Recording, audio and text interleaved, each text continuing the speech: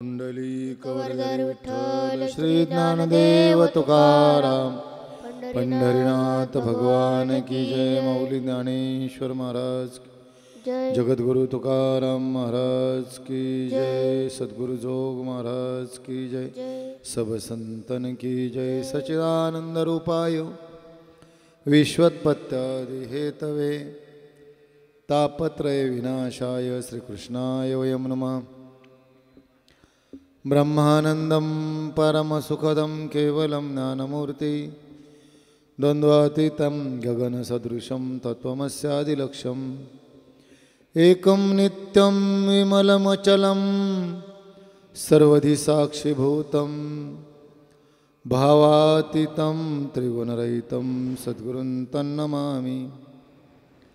महायोगपीठे तटे भीमरत्या वरं पुंडरीकाय दातुं मुनीन्द्रैः समागत्य तिष्ठन्तमानन्दकन्दं परब्रह्मलिङ्गं भजे पाण्डुरङ्गं तडिध्वाससम्मीलमेघावभासं रमामन्दिरं सुन्दरं चित्प्रकाशं वरं तुष्टिकायां समन्यस्तपादं परब्रह्मलिङ्गं भजे पाण्डुरङ्गं यं ब्रह्मा वरुणेन्द्ररुद्रमरुतस्तुन्वन्ति दिवैस्तवैर्वेदैः साङ्गपदक्रमोपनिषदैर्गायन्ति यं सामगाः ध्यानावस्थितद्गतेन मनसा पश्यन्ति यं योगिनो ये शान्तं न विदुःसुरासुरगणा देवाय तस्मै नमः। जयंचे केलिया स्मरण होय सकळ विद्येंचे अधिकरण तेची वंदू श्रीचरण श्रीगुरूंचे ते नमस्कारोने आता। करारविंदेन पदारविंदं मुखारविंदे विनवेशयन्तं वटस्य पत्रस्य पुटे शयानं बालं मुकुन्दं मनसा स्मरामि। श्रीकृष्ण गोविंद हरे मुरारे हे नाथ नारायण वासुदेव। नमो सद्गुरु तुकया ज्ञानदीपा नमो सद्गुरु सच्चिदानंद रूपा नमो सद्गुरु भक्त कल्याणमूर्ति नमो सद्गुरु भास्करा पूर्णकीर्ती। मनुष्याकृती राघवे ख्याती केली शिळा शिखरे सागरी तारियेली। तुका स्वामी हा पूर्ण ब्रह्म प्रकाशी जळी रक्षिले निर्जीवा कागदासी। महाराज हा जन्मला मृत्युलोकी दुजी उपमा नाढळी इहलोकी। भवसिंधुसी बांधिला सेतुजेने अनाथादिना कारणे तुकयाने। तुका भासला मानवी वेशधारी परिहालिला विग्रही निर्विकारी। स्वये श्रीहरी व्यापकु सर्व जीवा तुका तो चित्तो हा परब्रह्म ठेवा। जया पूजिले आदरे पांडुरंगे विमानस्थ केले प्रयाण प्रसंगे। तनु मानवी दिव्य रूपीच नेली केली न त्यागिती दिव्य लोकासी नेली। पुंडलीकवरधर विठ्ठल श्री ज्ञानदेव तुकाराम पंढरीनाथ भगवान की जय। माऊली ज्ञानेश्वर महाराज की जय। अतिशय गोड अशा पवित्र अशा वातावरणामध्ये महान अशा पर्व काळावर आपलं चालू असलेलं या सप्ताहातील साप्ताहिक चिंतनातील सप्ताहामधील नित्यक्रमाचा आजचा हा चौथा दिवस संत श्रेष्ठ श्रीमंत संत जगद्गुरु तुकोबाराय यांच्या थोडक्यात चरित्र अर्थात महान अशा गाथेकडे असलेला दृष्टिक्षेप आपण या सदराखाली महान अशा अलौकिक कार्य करणाऱ्या, अलौकिक जीवन जगणाऱ्या, अलौकिक विश्वातील अलौकिक संतांच्या चरित्राकडे दृष्टिक्षेप टाकत होतो. या संतांच्या चरित्राकडे जर आपण दृष्टी टाकली, त्यातला एक पॉईंट मधला भाग जरी आपल्या जीवनामध्ये उतरवता आला तर हे चरित्र ऐकल्याचं किंवा सांगितल्याची सफलता आहे. संत श्रेष्ठ रुक्मिणी प्राण संजीवनी पंढरीश परमात्मा यांच्या हृदयस्थान असलेले जगद्गुरु तुकोबाराय काल आपण पाहिलं. त्यांचा कालावधी पहिला 1608 मध्ये त्यांचा जन्म झालेला, सन 1608 मध्ये. जन्माच्या त्यांना थोडं गपकार सचिन भाऊ बरं का, थोडं सांगा त्यांना, थोडं समजून. इकडे चालू आहे म्हणावं काहीतरी, एवढंच सांगा. जन्माच्या पासून योग भ्रष्ट होते हे आपण पाहिलं. त्यांची अवतार मीमांसाही पाहिली. विश्वंभर बाबांपासून खूप पवित्र झालेलं कुळ, पवित्र झालेलं ही भूमी, देहूची भूमी, खूप पवित्र असलेली भूमी. या कुळामध्ये जगद्गुरु तुकोबारायांचा गेलेला कालावधी, बालपण पाहिलं थोडक्यात आपण. कनकाई बोलोबा अंबिले यांच्या उदरी जन्माला आले. लहानपणात सगळे संस्कार कशाचे झाले त्याविषयी आपण चिंतन पाहिलं. संस्कृत ग्रंथ, उपनिषद, सगळे शास्त्र. पुढे वडिलांचा महाजनकीचा व्यवसाय होता. बोलोबांचा महाजनकीचा व्यवसाय, व्यापारी होते. महाजन हे पद होतं त्या काळातलं, खूप मोठं पद. अनेक लोकांकडून त्या परिसरातून, अनेक म्हणजे त्या गावातून, देऊ गावातून सारा वसूल करण्याचा त्यांना हक्क होता. अशा या कुळात, श्रीमंत कुळात जगद्गुरु तुकोबारायांचा जन्म झाला. 13 वर्ष वयापर्यंत अध्ययन केलं, कारण शास्त्राने सांगितलं 25 वर्षे वयापर्यंत अध्ययन करावं, व्यावहारिक ज्ञान यावं. ब्रह्मचारी गोकावी अक्षरे 4 आश्रम व्यवस्था. जगद्गुरु तुकोबारायांचा कालावधी 42 वर्षाचा होता. 42 वर्षाचे 4 भाग जरी केले तरी 3च भाग होतात, 33 39. वडिलांना वाटलं 13 वर्षापासून तर 17 वर्षापर्यंत बोलोबांनी त्यांना व्यवसायाचं ज्ञान दिलं, व्यापारात टाकलं. लग्न झालं, 2 बायका. 1630 साली दुष्काळ पडला, भयानक दुष्काळ. वह्या होत्या यांच्याकडे, अनेक जणांचं कर्ज त्यांच्याकडे होतं, म्हणजे घ्यायचं होतं त्यांना खूप लोकांकडे. पण लोकांना खायलाच नसल्यामुळे यांची तीच अवस्था झाली. पहिली जी पत्नी होती ती दम्याची होती, मुलगा पत्नी या दुष्काळामध्ये अन्न करता गेली. दुसरी पत्नी आवली, जिला म्हटलं जातं, जिजाबाई ज्यांचं नाव, त्यांच्याबरोबर यांचा प्रपंच चालला होता. 13 ते 17 वर्ष वयापर्यंत यांनी प्रपंच स्थिती सांभाळली, व्यापार केला, सगळं केलं. सगळे अनेक चटके व्यवहारातले बसले. 2 भाग केले जातात. आज आपण 4थ्या दिवसात आहोत म्हणून जगद्गुरु तुकोबारायांच्या चरित्राचे 2 भाग केले जातात. वय वर्ष 1 ते 21 वर्ष वयापर्यंत एक भाग आहे. 21 पर्यंत जगद्गुरु तुकोबारायांच्या वयाचा प्रापंचिक तुकोबा, प्रापंचिक तुकाराम महाराज, प्रापंचिक तुकाराम म्हणून त्यांचं वर्णन त्या दृष्टिकोनातून, समीक्षा या दृष्टिकोनातून 21 वर्षापर्यंत त्यांचं प्रापंचिक तुकाराम. नंतर 21 दुने 42, 21 ते 42 पर्यंत हे पुढचे जे 21 वर्ष आहे ना, ते खरे आपल्यासाठी आहे, अनुभवण्यासाठी. प्रपंच सगळ्यांना माहिती आहे, पण त्या प्रापंचिक उद्वेगामध्ये त्यांची स्थिती कशी झाली, अवस्था कशी झाली, अनुभूती किती मोठी होती. पुढचे जे 21 वर्ष आहेत, पूर्ण आयुष्य त्यांना 42 वर्षाचंच लाभलं. किती? 42 वर्षाचं आयुष्य ज्या जगद्गुरु तुकोबारायांनी प्राप्त करून घेतलं. आता आपण आज, उद्या, परवा 2-3 दिवस, 3-4 दिवस या 21 वर्षाच्या आयुष्याच्या कालावधीत त्यांना आलेली प्रचिती, त्यांनी घेतलेली अनुभूती, विरक्ती आली, वैराग्य आले. विरक्ती वाचून काही ज्ञानासी तगनेची नाही, माऊलींच्या ओव्या आहेत. विरक्तीशिवाय ज्ञान टिकू शकत नाही. वैराग्य जर नसेल तर ते ज्ञान कुचकामी आहे असं शास्त्र सांगतं. वैराग्य पाहिजे. आणि तुकोबारायनं वैराग्याची मूर्तिमंत पुतळे म्हटलं गेलं. ज्ञान किती असलं आणि वैराग्य जर नसलं तर ते ज्ञान व्यापारात जातं. कशात जातं? व्यापारामध्ये जातं. कडकडीत वैराग्य होतं जगद्गुरू तुकोबारायचं. असं वैराग्य आलं, कशातच मन रमेना.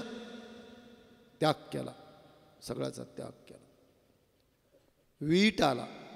विठ्ठल हे चित्त विषयापासोनी वमनते मणी बैसलेसे.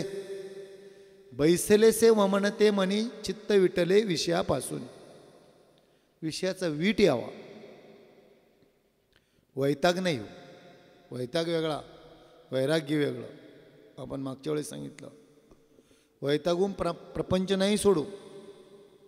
18 भार वनस्पती फळे फुले ओळंगती 22 त्या पोखरणी नदी गंगा वाहती ते सुख सांडोनिया कासया योग सेविती. काय काय असतं? सगळं आहे.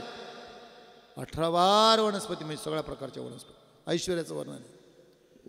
12ही महिने वाहणाऱ्या 22 म्हणजे विहिरी पोखरणी सगळ्या वाहणाऱ्या नदी गंगा सगळं ऐश्वर. हे सर्व सुख असून सुद्धा कासया योग सेविती. का बरं योगाचा? का आत्मचिंतनात का जायचं असतं? यांच्या जीवनाकडे दृष्टिक्षेप टाकत असताना आपण ते पाहायचं. वैराग्य यहलोकापासून ब्रह्मलोकापर्यंत अनुकूल मानलेल्या भोगाच्या त्यागाच्या इच्छेस वैराग्य असं म्हणतात. आतून यावं, बाहेरून नाही. कसं यावं? आतून. काल आपण एका विषयाला स्पर्श केला होता, आता लक्षात आलं. चरित्राच्याच भागामधला आपण आता 21च्या पुढे चाललो. जगद्गुरू तुकोबारायांचा 21 ते 42 याचा कालावधी, त्यांची अनुभूती काय उच्च कोटीची अनुभूती आली. आकाशाला गवसणी घालणारी अनुभूती आली. म्हणून आपण पहिल्या दिवशीचा अभंग घेतला होता, अनुरेणुया थोकडा तुका आकाशा एवढा. जगद्गुरू तुकोबाराय म्हटले, मी अनुरेणूपेक्षा सूक्ष्म आहे.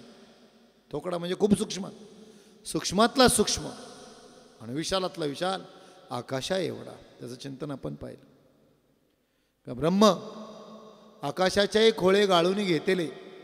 आकाशाच्या खोळीत, खोळी कशाची करायची? आकाशाची. आणि त्याच्यातून काय गाळून घ्यायचं? ब्रह्म. तरी ते न गळे म्हणजे आकाशाला आकाश ज्याच्या त्यात लप्पीचप्पी कळतं ते ब्रह्म. तशी अवस्था त्यांना प्राप्त झाली होती. विश्वात्मक अशी उच्च कोटीची जी अवस्था जगद्गुरू तुकोबारायांना प्राप्त झाली, त्याचं विधान, त्याचं कथन, आलेली अनुभूती म्हणजे गाथा आहे. त्यांची अनुभूती म्हणजे काय आहे? गाथा आहे. खरे वाङ्मय जगद्गुरू तुकोबाराय वाङ्मयात आहे. गाथेत गेल्यावरच खरोखर सांगतो. ज्याला जगद्गुरू तुकोबारायांना कळून घ्यायचं असेल त्याने गाथाच वाचाय. गाथा वाचली ना मग कळतं तुकाराम महाराज काय होते. त्यांच्या जे चरित्राचं जीवन आहे याच्याकडे काय पाहता जीवनात, खरं त्यांच्या गाथेत पाहिजे. काल आपण विषय सांगत होते, अभंगाचं चिंतन करत होतो. विष्णुमय जग ही अनुभूती त्यांची. वैष्णवांचा धर्म भेदाभेद भ्रम मंगळ ऐकाजी तुम्ही भक्त भागवत कराल ते हित सत्य करा. कुणाही जीवाचा न घडो मत्सर वर्म सर्वेश्वर पूजनाचे. तुका म्हणे एका देहाच्या अवयव सुख दुःख जीव भोग पावे. सुख दुःख जीव भोग पावे. ऐकाजी तुम्ही भक्त भागवत कराल ते हित सत्य करा. या अभंगावर दृष्टिक्षेप टाकत होतो. धर्म सांगितलं आपण, कालची संकल्पना हे सांगत असताना आपला काल कमी वेळ होता. आपण शेवटच्या भागात होतो. कशा त्याग करावा, निंदा नाही करू कोणाची, मैदानीतून गेलो होतो. निंदकाच्याही पाशी असती अशेषी पापे येते निंदकाच्या पाशी. अशेष जी पापं असतात ती निंदकाच्या जवळ येत असतात. कालचा शेवटचा दृष्टांत आपण पाहिला. भूदेव ब्राह्मण काही कारण नसताना चित्रगुप्तांना ब्रह्मदेवाने सांगितलं यांच्या माथ्यावर ते पाप टाका. कुठला मागचा पुढचा संदर्भ नसताना त्यांनी तर्क करून निंदा करणारी माणसं अशीच असतात.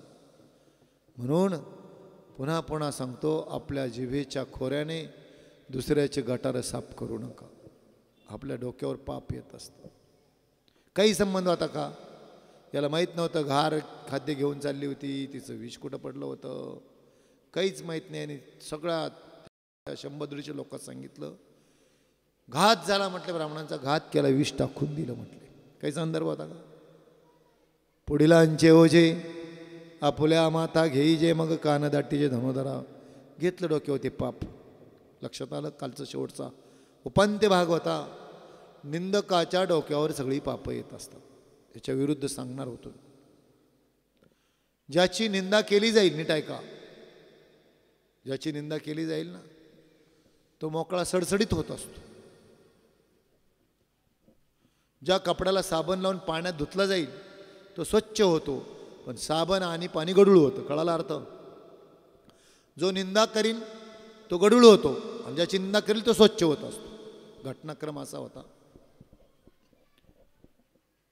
एकाने श्री गुरूंकडे सानिध्यात बसून खूप चिंतन केलं. 12 वर्ष अध्ययन केलं, वेदाध्ययन केलं. श्री गुरु त्यांना म्हणायचं. श्री गुरूंची 3 लक्षणं सांगितली शास्त्राने: श्रोत्रिय, ब्रह्मनिष्ठ आणि कृपाळू होतो. हे 3 लक्षणं ज्यांना बसतात ते श्री गुरु. अध्ययन केलं त्यांनी, अध्ययन केलं, परंतु अध्ययनातून चिंतन करायचे, ध्यान करायचे, समाधान नाही झालं. 12 वर्ष 12 वर्ष समाधान होत नव्हतं. त्याला आत्मकृपा सांगितली काल आपण. आत्मकृपा जर नसेल तर समाधान होत नाही. आपली प्रसन्नता असावी लागते. ज्यावेळेस आपण स्वतः प्रसन्न असतो ना, त्यावेळेस सगळं जग बुडालेलं असतं. प्रसादे सर्व दुःखानां हानिरसोपजायते, देखे अखंडित प्रसन्नता, अथिजेथ चित्ता, तेथ रिगणे नाही समस्ता संसार दुःखा. समस्ता संसार दुःखा रिगणे नाही तेथ. कुठे? अखंडित चित्ताला प्रसन्नता असते, तिथं संसाराचं दुःख कुठंच घुसत नाही. किती दुःख असू द्या तर दुःख वाटत नाही.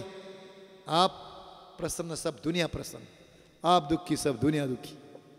म्हणून आपण स्वतः दुरुस्त व्हायला शिका. जगाला बदलायला नाही शिकायचं. जगाला काय बदलवणार आपण? त्याला दृष्टीसृष्टीवाद म्हणतात. काय म्हणतात शास्त्रात? दृष्टीसृष्टीवाद. एक मला घरी संध्याकाळी झोपताना एक दृष्टांत सांगता राहिला होता, पण दूर गेलो होतो. आता इथं बसतोय तो. दृष्टीसृष्टीवाद सांगत होतो. तुमच्या किती आता श्रोत्यांच्या, आपण 4Gतले का 3Gतले का 5Gतले माहीत नाही, तिथं आज सांगत होतं. आपण ते तसं बाजूला गेलो, तिथंच राहिलं होतं. मुंबईमध्ये फ्लॅट सिस्टीममध्ये एक नवीन कुटुंब शेजारी राहायला, इथपर्यंत सांगितलं होतं. राहायला आल्यानं दृष्टीसृष्टीवादात सांगायचं होतं दृष्टांत. यांची पटकन मैत्री होते. मैत्री झाली त्या भगिनीशी. आज काही स्वयंपाक करू नका, आमच्याच घरी जेवा ना म्हटलं. जेवायला खूप जवळीक 15 दिवसात यांचे काम ड्युटी, त्यांचे ड्युटी जायचे. मग हा घरी आला काय, ती म्हणायची, अहो शेजारी ज्या वहिनी राहायला आलात ना, खूप चांगलं आहे हो, खूप चांगलं आहे, स्वयंपाक इतका छान करतात. म्हटलं ठीक आहे, जेवता सांगायची बरं का. ठीक आहे म्हटलं, जाऊ. पण त्यांना नाही एक दोष आहे म्हणे. काय? हो, त्यांना धुणं धुता येत नाही म्हणे. त्यांचे कपडे सगळे मळाले दिसतात. गॅलरी पहा ना म्हणे, सगळे कपडे मळालेच असतात. तर म्हटलं जाऊ दे हो, काय आपल्याला, कदाचितच घरात नवीनच आले राहायला, आर्थिक चणचण असेल, साबण नसेल, त्याच्यामुळे राहत असतील मळाले. 1 दिवस 2 दिवस 4-5 दिवस तीच बनायची. अहो पहा ना, इतका चांगला स्वयंपाक करतात, इतका चांगले आहेत, स्वभाव इतका चांगला आहे, पण ते कपडे मळालेच असतात. 4-5 दिवस त्याने ऐकल्यानंतर, ऐकून थकल्याने त्याच्या लक्षात आलं काय झाले. तो ड्युटीवरून येतानाच ते क्लिनर ते असतात ना, काही खिडक्या साफ करायचे काचेंचं, ते घेऊन आला. काहीच बोलला नाही. जेवण झालं, झोपले. पहाटे 3लाच उठला. त्याच्या स्वतःच्या बंगल्यात ज्या रूम होत्या ना, बेडरूम वगैरे, ते सगळं आवाज येतो ना व्यवस्थित, हां बरं का. उठल्यानंतर यांनी सगळा त्या तावदानाच्या काचा सगळ्या त्या लिक्विडने एकदम स्वच्छ चकचकीत पुसून घेतल्या. इतक्या छान पुसल्या. किती वाजेपर्यंत? 3 ते 5. एकदम सगळ्या काचा चकचकीत काढल्या आणि 5ला झोपला. तिला 6 वाजता जाग आली. ती उठली.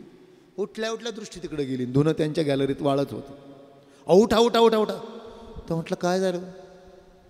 ते म्हणे अहो पहा ना, आज त्या वहिनींचं वहिनीने किती छान धुणं धुतलंय. म्हटलं मला माहिती आहे, झोपू दे. म्हणे माहिती आहे म्हणजे तुम्ही धुवू लागले? नाही म्हटलं मी धुवू लागाय नव्हतो गेलो. म्हटलं अगं माझ्या लक्षात आलं हे त्या धुणं खूप चांगलंच धुत होत्या, हे माझ्या कालच लक्षात आलं. मी येताना तुला सांगितलं लिक्विड घेऊन आलो म्हटलं.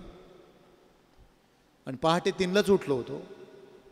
त्यांचं धुणं चांगलंच होतं, पण तू इतकी आळशी होती, तुझ्या काचा एवढ्या गंजल्या होत्या, त्यांचं धुणं तुला मळालेलं दिसत होतं.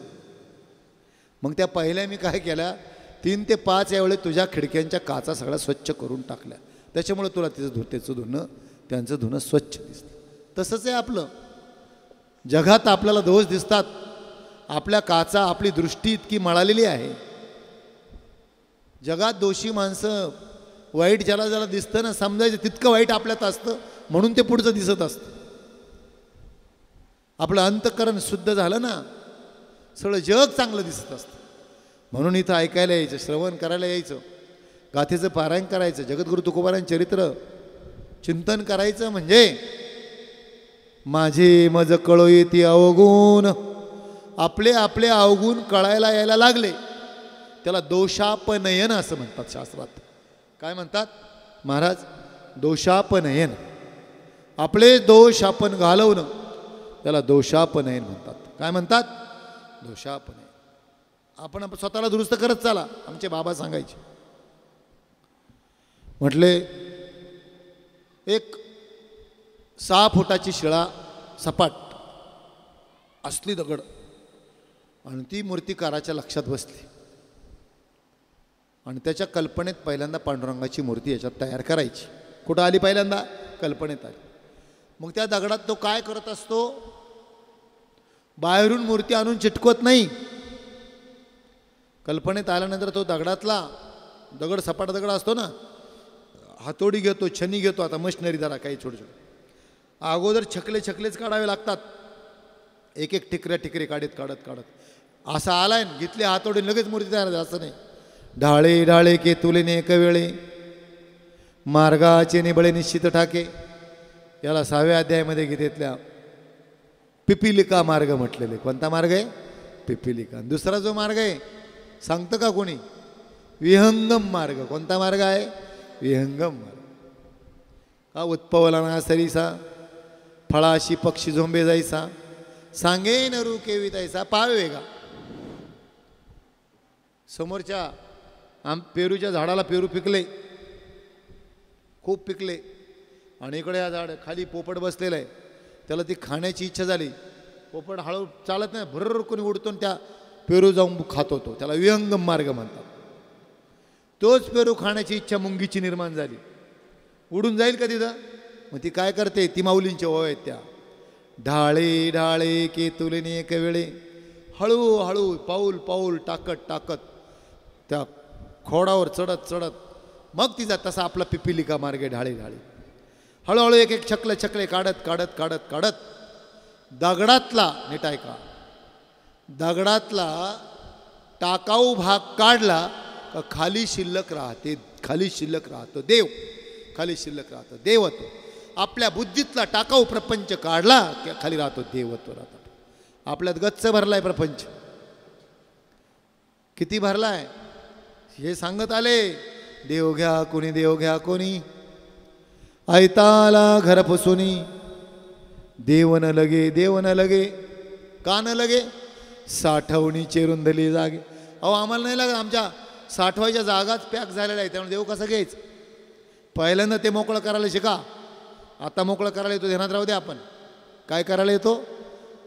आम्ही बरं का मुंबईला असताना भीमसेनजींच्या घरी गेलो होतो. एक आमची मुलाखत होती 2004 साली. भीमसेन जोशी त्यांच्याकडे गेल्यानंतर त्यांच्याकडे जे शिकायला मुलं आले होते त्यांना विचारलं, एका मुलाला विचारलं, ते झाडीत होते तिथं अंगण, कुठलं आहे म्हटलं. त्यांनी सांगितलं नागपूरचं आहे म्हटलं. काय करायला म्हटलं, शिकायचं यांच्याकडे, मला राग शिकायचे, गायन संगीत शिकण्यासाठी. किती दिवस झाले? तो म्हटलं 9 महिने झाले. काय करतो? अजून काहीच एक रागसुद्धा शिकवला नाही म्हटला. म्हटलं मग काय करतो इथं? ते म्हटलं इथं झाडलोट करायचं काम करतो आता. कारण यांचं म्हणणं आहे, गुरुजींचं म्हणणंच असं आहे, पहिलं तुमच्या डोक्यातलं साफ करा. आमच्याकडे पहिला मुलं जर आले ना, त्या पाटीव गिचमिड करून आणतात. त्याच्यावर काय लिहिते ना सांगा बरं. पहिल्यांदा त्या मुलाला सांगावं लागतं, बाबा ती पाटी एकदम स्वच्छ पुसून आण, मग आम्हाला गिरवायचं आहे, एक काढायचं. आपल्या बिरबटलेल्या पाट्यावर काहीच काढता येत नसतं. पहिलं चांगदेव महाराजांसारखं चकचकीत व्हायला शिका, काढायला शिका. आणि ते एक दिवसाने होत नसतं, एक दिवसाने होत नसतं. अंतकरण तेच असतं. नीट ऐका. पूर्वीच्या काळी विशिष्ट समाजामध्ये विशिष्ट कामं होती, 12 बलुतेदार पद्धत होती. एक असा समाज होता की त्यांना एखाद्या घरी, शेतकऱ्याच्या घरी जनावर मेलं, गाय बैल मेला की त्यांना निरोप दिला जायचं. ते यायचे, वड्याला टाकले जायचे. त्या काळात आल्यानंतर त्या गाईचं त्या बैलाचं कातडी काढायची. कंपन्या नव्हत्या, काय नव्हतं. काय केलं जायचं? कातडी काढायची. आणि ती कातडी गावाच्या कुशीला असलेल्या ओढ्यावर पाणी असायचं चालू. त्या पाण्यात पाहिलं असं ना आपण, ते बालपण आपलं, त्या पाण्यात ती कातडी काय केली जायची? भिजत घातली जायची 15 दिवस. तिथून आम्ही मुलं जर गेलो ना शाळेत, सगळा दुर्गंध यायचं. जिथं कातडं, जनावरं, मेलेल्या जनावराचं कातडं किंवा मेलेला प्राणी असेल, तिथून जाताना सुगंध येत नाही. ते वायुमंडल दूषित होत असतं.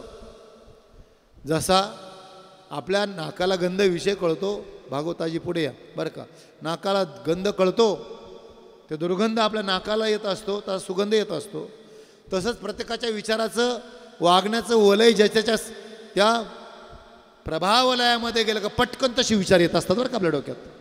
म्हणून सतत संतांनी, तुकोबरायाने मागितलं, सुसंगती सदा घडो, सुजन वाक्य कानी पडो, कलंकमतीचा झडो, विषय सर्वथा न आवडो, सदंगरी कमळी दडो, मुरडी थाटाने अडो, वियोग घडता रडो, मन ये भव चरित्री जडो, सुसंगती सदा घडो. सतत सुसंगती मागितली. नीट ऐका. सुसंगती प्रयत्नपूर्वक करायची. लिहून ठेवा घरी गेल्यावर. सुसंगती प्रयत्नपूर्वक करायचीच. इथं यावाच लागतं ऐकण्यास. प्रयत्नपूर्वक करायची. कुसंगती प्रयत्नपूर्वक टाळायची. एखादा म्हटला ना, मी माझा मित्र दारू पिणारा बिअर, मी जातो त्याच्याबरोबर, पण मी कधीच घेत नाही. एकदा, दोनदा, 4 वेळेस, 10 वेळेस कधी घ्यायला लागतो त्यालाही कळत नाही. संगतीचा परिणाम. संगतीने होतो पंगतीचा लाभ. संग जया जैसा, लाभ तया तैसा, होतसे अपैसा अनायास. अनायासेला अंडरलाईन करे, कळत नाही त्याला काय बोलतो. एखादा म्हटला ना, मी कधीच माळ घालणार नाही, पण जर सानिध्यात जर आला ना माळ करायच्या, श्रवण करता करता करता कधीही माळ घालून त्याचंही त्याला कळत नाही. संगतीचा परिणाम. म्हणून संगती चांगल्याची केली तर चांगलं होत असतं.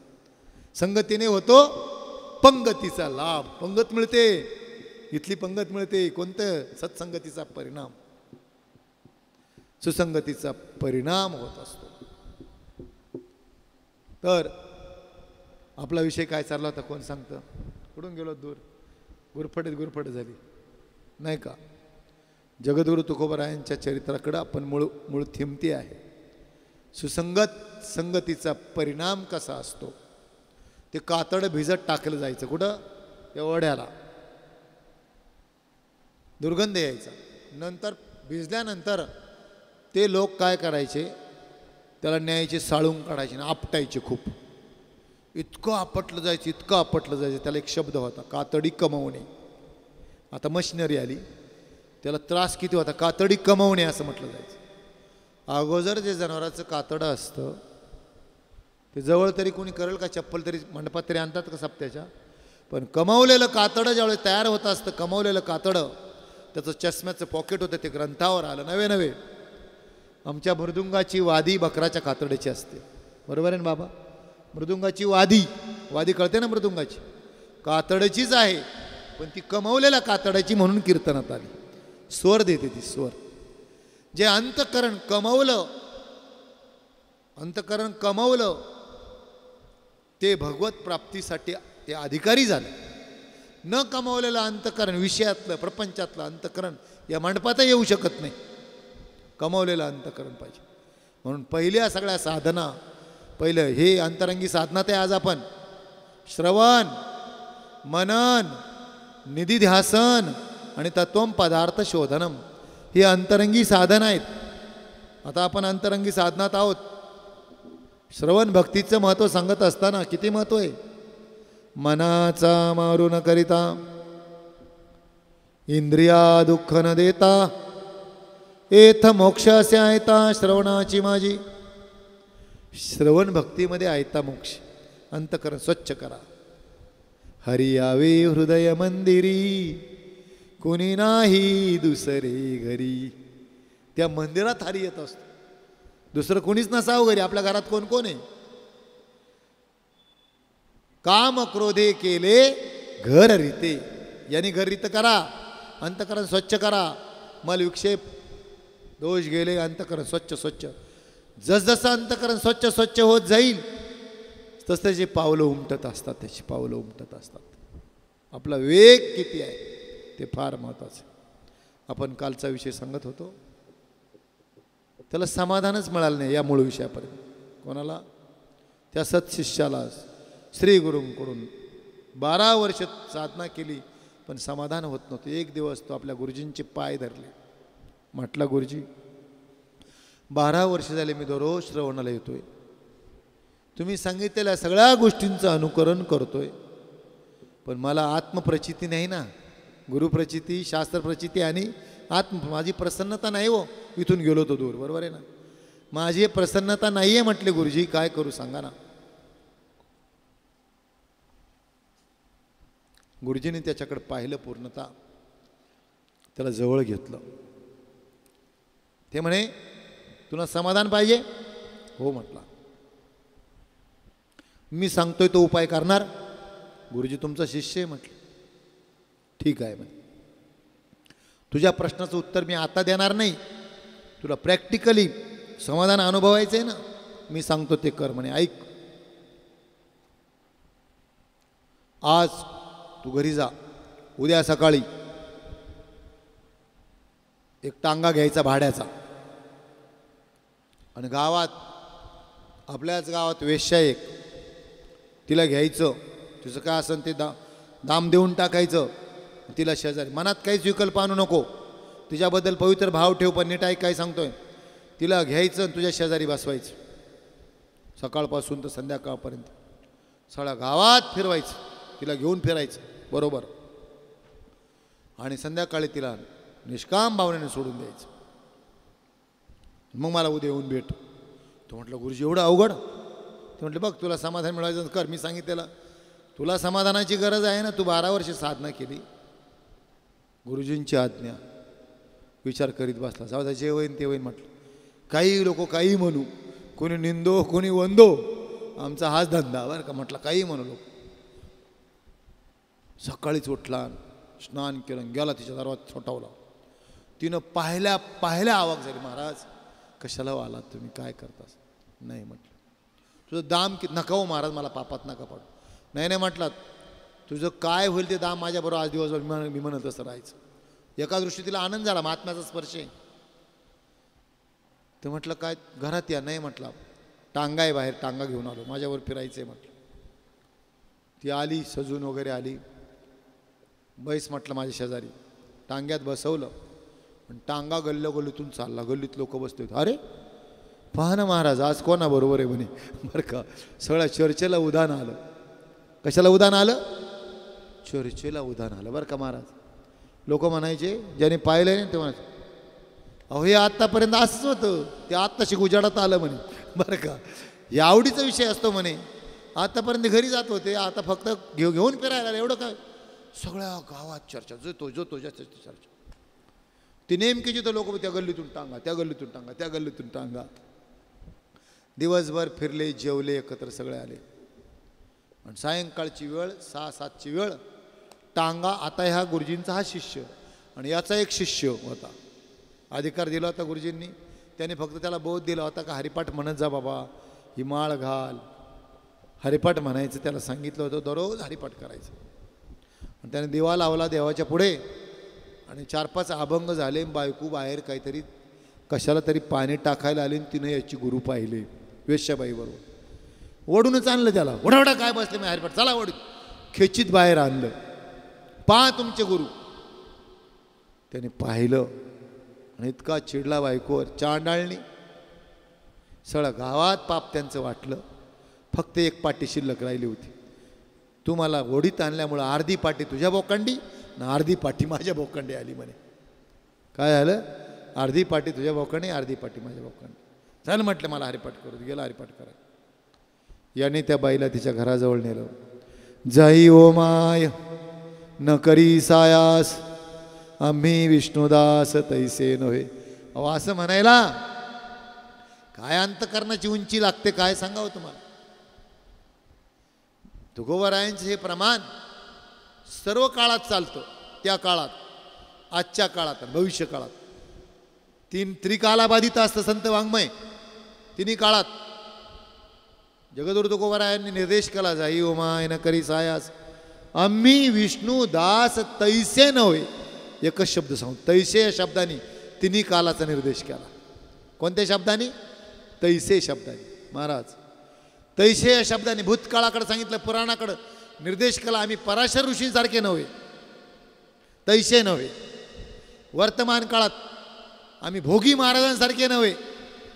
त्या काळात सालो मालो होते ना बांबाजी बुवा, तैसे नव्हे.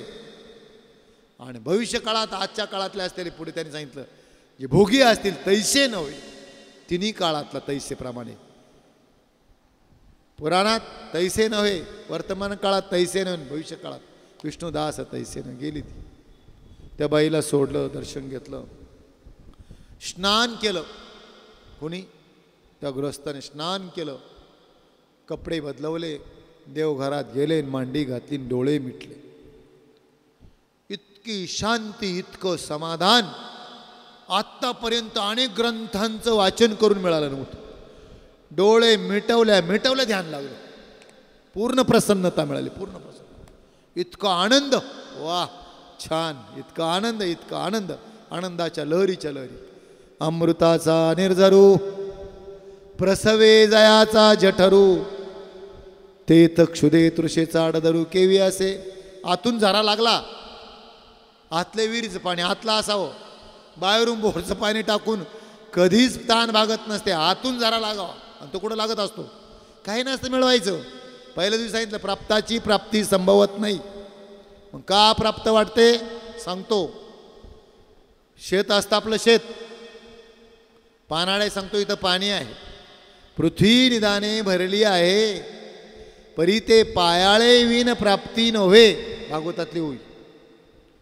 त्याला कळतं खालचं. तसं आपल्या स्वस्वरूपाचं ज्ञान श्रीगुरू सद्गुरूंशिवाय नाही कळत. आत्मस्वरूपाचं ज्ञान. मग काय करावं लागतं? 3 दोष सांगितले ना. मलदोष, पापेच्छा, पाप वासना अंतःकरण, त्याला मलदोष म्हणतात. विक्षेप दोष, चित्ताची चंचलता. आवरण दोष, आपलीच आपल्याला ओळख नसणं. मलदोष म्हणजे गेलं ती विहीर खोदायला तिथं. ते म्हटलं याची पहिल्यांदा व्यवहार दिला उक्ता, मला पाणी लावून दे. हा व्यवहार केवढा? 7 लाखाला घे, मला पाणी लावून दे. किती परत? 10 परत 20 परत जाऊ. पाणी बाहेर नव्हतं आणायचं. मग त्याने आता नवीन ते मशीन आले, 40-45 फूट काढणारे मशीन आणलं. ज्याने व्यवहार घेतला त्याने पहिल्यांदा काय काढलं हो? त्याने काय काढलं? माती काढली. अगोदर काय उचकली? तिथली माती उचलून बाजूला टाकली. कळते की भाषा नीट? अंतःकरणातली माती बाजूला काढायची, मलदोष बाजूला टाकायचा. मलदोष काढला. मग माती संपली. काय लागला? मुरुम लागला. काय लागला? मुरुम लागला. मुरुमे उकरून काढला. कधी कधी ब्लॅस्टिंग घ्यावं लागायची, पण 5-5 फूट मुरुमाच्या पडद्या निघायचे. मुरुम सोपा असतो काढायला. मुरुम उचलला. कोणता दोष? विक्षेप. मुरुम म्हणजे विक्षेप दोष. साध्या भाषेत सांगतो वेदांत, ऐका. वरची माती म्हणजे मलदोष. विहीर खोदायची ना, पहिल्यांदा काय काढली? माती उचलली. ती काढायला सोपी असते, त्याला काही ब्लॅस्टिंग लावावं लागत नाही. वेदविहित निष्काम कर्माच्या आचरणाने मलदोषाचं क्षालन होतं. तीर्थयात्रा करा, वारीला जा, मलदोष माती काढली. आता श्रवणाला आलोत ना, हा दुसरा दोष काढण्यासाठी साधन आहे. विक्षेप दोष म्हणजे चित्ताची चंचलता. उपासनेने विक्षेप दोष जातो. उपासना शब्दाचा अर्थ आता विश्लेषण करायला आपल्याकडे वेळ नाही. मुरुम काढला. आणि तिसरा दोष आवरण दोष. खूप कठीण खडक लागला. आता काय लागला? खडक. ते JCB घातलं काय शरीर निघत नाही. मग काय करावं लागतं? ब्लॅस्टिंग, टाईट टाकावे लागतात. जितकी ब्लॅस्टिंग उडली जाईल, श्रीगुरूंची ब्लॅस्टिंग बरं का, टाईट टाकावा लागतो. आणि मग खडक उडवावा लागतो, तो बाजूला काढायचा. खडक काढत गेल्यावर असं पाणी लागलं खाली. पाणी नव्हतं का तिथं? पाणी होतं का नव्हतं? पाणी होतंच, पण हे 3 आवरणं त्याच्यावर होते. तसं आत्मस्वरूप आहेच, पण हे 3 आवरणं आपल्या अंतःकरणावर आहेत. आत्म्याची प्राप्ती नाही होत, प्राप्ताची प्राप्ती संभवत नाही. पण हे मल, विक्षेप, आवरण, दोष काढले का आपण परमात्माच आहोत, आपण ब्रह्मच आहोत. काय आहोत? ब्रह्मच आहोत. हा सगळा आटापिटा. त्याच्यासाठी गोंडाळ बाजूला केलं, शेवाळ बाजूला केलं का पाणीच आहे. सांगितलं होतं, उदकी झाली बाबुळी ते उदकाते जैसी जाकोळी, का वायाची आबाळी आकाश लोपे. शेवाळाने पाण्याला झाकाळलंय, ते हाताने बाजूला केलं का पाणीच आहे. तसं हाताने अंतःकरणातले दोष सारले का पाणीच आहे. पण पहिल्यांदा माती काढावं लागते, मुरुम काढावा लागतो, खडक काढावं लागतो. हे आवरणं गेले, कडक आवरणं गेले का आपण आपलं ज्ञान होत असतं. त्याला इतकं समाधान झालं त्या दिवशी, पूर्ण इतकं शांती वाटली. सकाळी स्नान केलं. आत्तापर्यंतच्या आयुष्यात इतका आनंद त्याला कधीच मिळाला नव्हता. पळतच सुटला, गेला श्रीगुरूंच्याकडे गेला, पाय धरले, डोळ्यातून पाणी आलं. गुरूंच्या पायाचं क्षालन केलं. गुरुजी खरं सांगा ना, काय युक्ती दिली होती मला? आत्तापर्यंत मला इतका आनंद कधीच झाला नाही. कशामुळे झाला सांगा ना? बैस म्हटले, मी तुला, तू श्रद्धेने, निष्काम भावनेने, निष्ठेने मी सांगितलेली कृती केली ना, ती ऐक, त्याचं उत्तर सांगतो तुला. आत्तापर्यंत तू वाचायचा, सगळं करायचा, पण अज्ञातवशात आपल्याकडून अनेक पापं घडली जातात. फवारा मारणं पापच आहे ना, अनेक किड्यांना मारतो. रस्त्याने चालताना मुंगी पायाखाली येणं ही पापच आहे ना, सहजगत आहे, सहज. अशा असंख्य पापं घडली जातात. ती पापं लवकर जात नाही. तुझ्या डोक्यावर होती ती सगळी. पण आज तू डोक्यावर बसलेला असल्यामुळं तुला समाधान मिळत नव्हतं. मळालेलं असल्यामुळं, जिथं मळालेलं तिथं बसावं कोणी वाटतं का? बसावं नाही वाटतं. पण आज तुझ्या अंतःकरण स्वच्छ, तुझ्या मनात तुझा हेतू काहीच नसताना तू त्या वेश्याबाईला घेऊन फिरला दिवसभर. तुझ्या डोक्यावर असलेलं पाप, तुझी निंदा केली ज्यांनी सगळ्या गावात वाटलं, आणि तू मोकळा सडसडीत झाला. कुठं वाटलं? सगळ्या गावाला वाटून आला आणि मोकळा सडसडीत झाला, म्हणून तुला समाधान मिळालं. 2 दृष्टांत सांगितले, कालचं आणि आजचं. जो निंदा करील त्याच्या डोक्यावर येऊन पाप बसत असतं, आणि ज्याची निंदा होईल तो मोकळा सडसडीत होत असतो. म्हणून निंदकाचे घर असावे शेजारी. निंदकाचं घर कुठं असावं? शेजारी असं आपलं मोकळं करणारे असतं. तुकोबारायांच्या काळात बंबाजीनं काट्याने मारलं, सालो मालं होते नवे. रामेश्वर शास्त्रींनी वह्या वाचल्या, त्यांना कळालं हे कुणबी काय सांगतोय, वेदाचे सुक्त सांगतोय सामान्य भाषेत. आणि त्या काळात असं बंधन होतं, वेदाचे सुक्त सामान्य शूद्राला ऐकले तर त्या कानात शिसवतलं जात होतं. चातुर्वर्णामध्ये अडकलेली समाजव्यवस्था रामेश्वर शास्त्रींना कळालं, आणि त्यांनी पुढे भाग येणार आहे आपला. पहिल्या ह्या वया सगळ्यांनी बंड केलं गावाने. कोपला गावचा पाटील सगळ्यांनी सांगितलं, तुला इथं राहायचं असेल आमच्या हाताने या वया बुडवतो तुला. आता कवितो कधी केलं वगैरे ते भाग खूप सांगायचा. आपला विषय, आजचा विषय होता विष्णुमय जग, वैष्णवांचा धर्म. काल पाहिला पण भेद भ्रमा मंगळ. सगळीकडे त्यांचा खरा धर्म, जगत विष्णुमय पाहणं त्यांचा धर्म आहे. जगताकडे जगत म्हणून पाहत नाही. माझा परमात्माच नटलेला आहे, श्रीभाव नसतो. कोणतेच सगळे भाव मावळलेले असतात. शुनी चैव च शोपाके च पंडिता समदर्शन. ही अवस्था तयार झाली. कोणती? शुनी म्हणजे कुत्रा. शुनीचे वच शोपाकेच पंडिता समदर्शन. तो ज्यावेळेस दृष्टी टाकतो समोर कुत्रा आला तरी त्याला परमात्मा दिसतो. गुरुच्या कृपेने नामदेव महाराजांना दिसलं. देव श्वानरूपी आले, रोट्या घेऊन पळाले. नामा हाती तुप वाटी, नामा लागे श्वाना पाठी. नामा म्हणे ऋषिकेशी, कोरड्या रोट्या कैशा खाशी. त्यावेळेस नामदेव महाराज देवाने विचार, नामा कैसे ओळखले? नामा म्हणे खेचर पायी. ओळख झाली सर्वाठाई. सगळ्यांना चरित्राचा भाग माहिती. अगोदर ओळखता आलं का? नाही. चिलटाच्या रूपात नाही ओळखलं. तिकडं वडाच्या झाडाखाली आले नाही ओळखलं. इकडून पळून आले होते. इकडून देवाला वाटलं यांना सांगावं, जा रे बाबा, संतांचे दिंडे आले, माऊली आले, ही सगळी संतांची मांदी आळी आहेत, जा ना नामदेवा, जा ना तिकडं. गेलं ते. गेल्यानंतर गोरोबा काकांच्या घरी पंगत होती. तिथं गेल्यानंतर सगळ्यांचे भजन झालं, सगळं झालं. जेवायला बसल्यानंतर सगळ्यांनी मुक्ताई फार परखड. ती म्हटली, मला पाहायचे काका, तुमचं थापटणं कुठे आहे हो? थापटणं कळतं ना ते मडक्याला, लाकडाचं बनवलं असतं. मला पाहायचे पक्के मडके कच्चे. थापटीत थापटीत थापटीत डोक्यावर मारत मारत आली.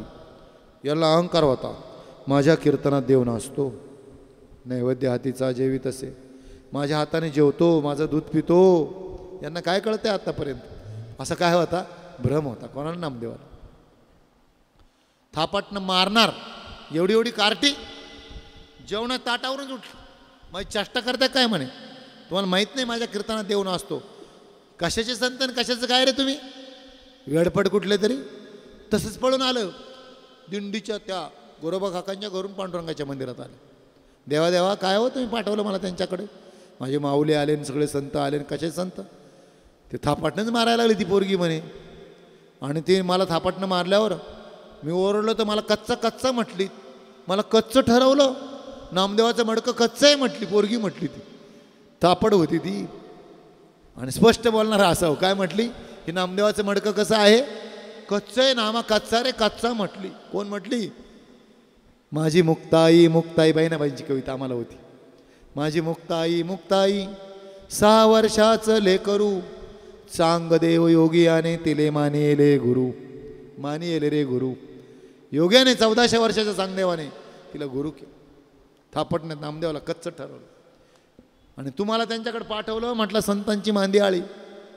पांडुरंग म्हणले, नामदेवा अरे खरंच तू कच्चा आहेस. तू त्यांच्या पार्टी बदलावली काय आता? म्हणे त्यांच्या पार्टीत गेला. नामदेव महाराज भांडायला लागले. अरे नामा, खरं सांगू का, तू जे समजतो ना तो मी नाही रे. एक दिवशी तू समजतो मला, या विटेवर समजतो, मी तुझ्याशी बोलतो, हे सगळं खरं आहे, पण तो मी नाही रे.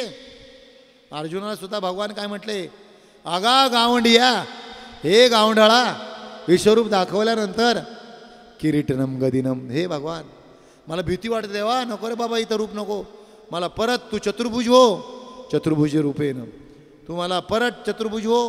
हे वेडपटा. अरे ज्याच्यासाठी योगी जपी तपी, ज्यांच्या योगांच्या ध्यानात जात नाही मी, काय काय काय काय कोण कोण काय काय करतं, आणि तुला एवढं प्राप्त होऊन तू त्याचा अवेअर करतो, गावंढळ आहेस. हे विश्वात्मक रूप. नामदेवा तू एक दिवशी समजतो, मी द्वैती नाही, अद्वैत तू मी नाही कळणार. तू बोलतो माझ्याशी, कळणार कसं नाही? म्हणे माझ्याशी बोलतो, माझ्या कीर्तनात नाचतो, नाही खरंच नाही कळणार. येतो सकाळी म्हणे मी तुझ्याकडे. कधी यावो? सकाळी येतो म्हणे वाळवंटात. नामदेव महाराज गेले, स्नान केलं, पूजेला बसले. पांडुरंगाच्या मूर्ती पूजेला लावलं, गंध उघडायला सुरुवात केली. इकडे देवाची वाट पाहते आणि गंध उघडी द्या. त्या गंधात एक चिलट आला. हे चिलट कुठून आलं म्हणे, लुटून हाणलं, असं बाहेर लोटून दिलं. वळ 11 वाजले, दिवस आले नाही. आले नाही. तसंच परत देव गुंडाळे सगळं गंध लावून आले देवळात. काय देवा, 11 किती, 8 वाजल्यापासून 11 वाट पाहत बसतो, तुम्ही आलेच नाही. आलो होतं रे नामदेव. काय बोलता राहू दे.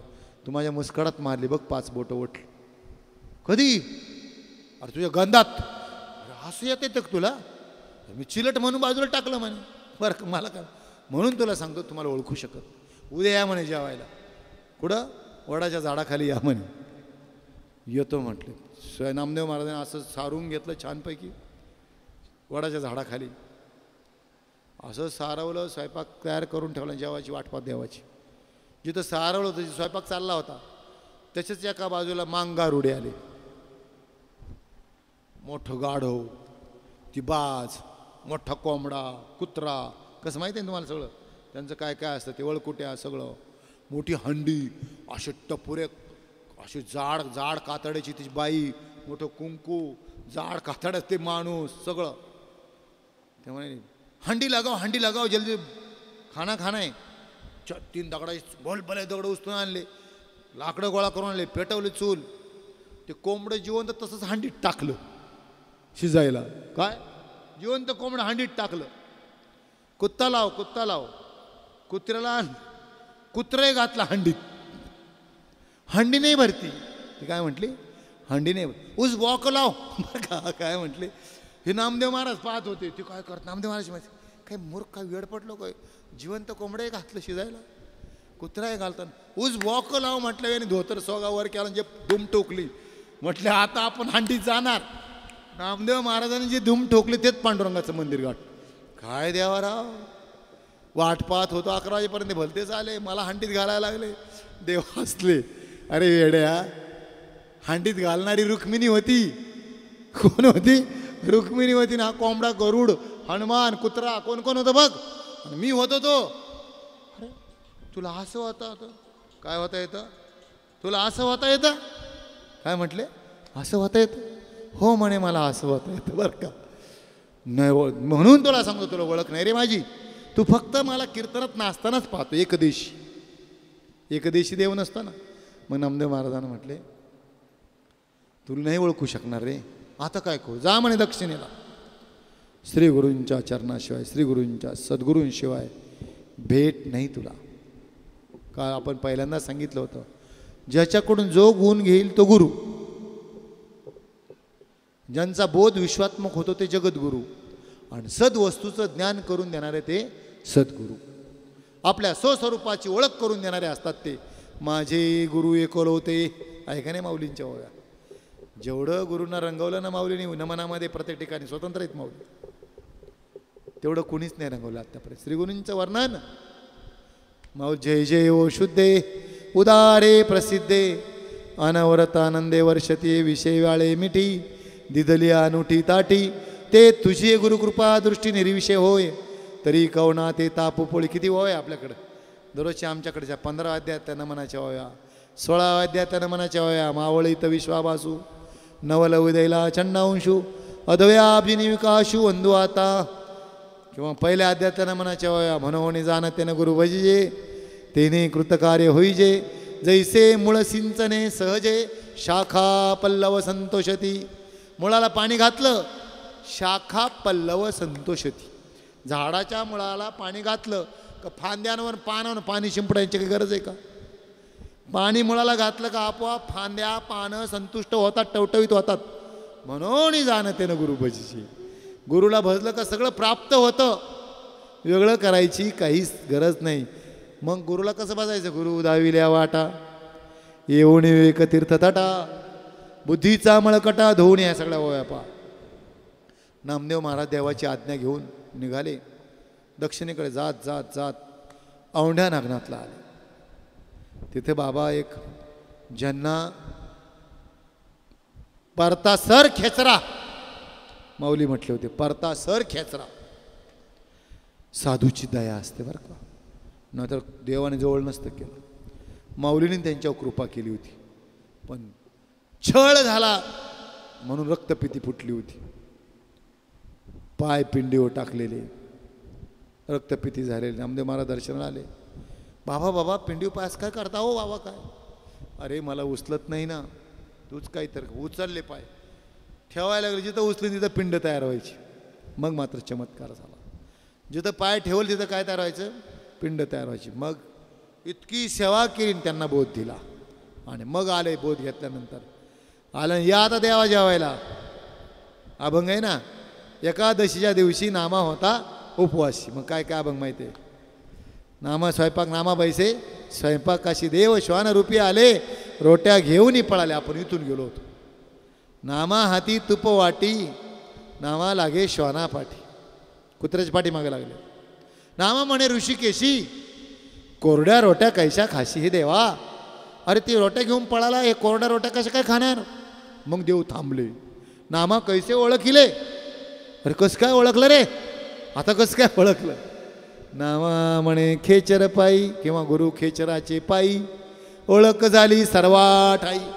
ही ओळख, याला विष्णुमय जग इथपर्यंत जायचं होतं. विष्णुमय जग वैष्णवांचा धर्म, ही ओळख झाली पाहिजे. शुनी चैवच शोपाकेच पंडित, यासाठी आपण इतका उहापोह केला होता.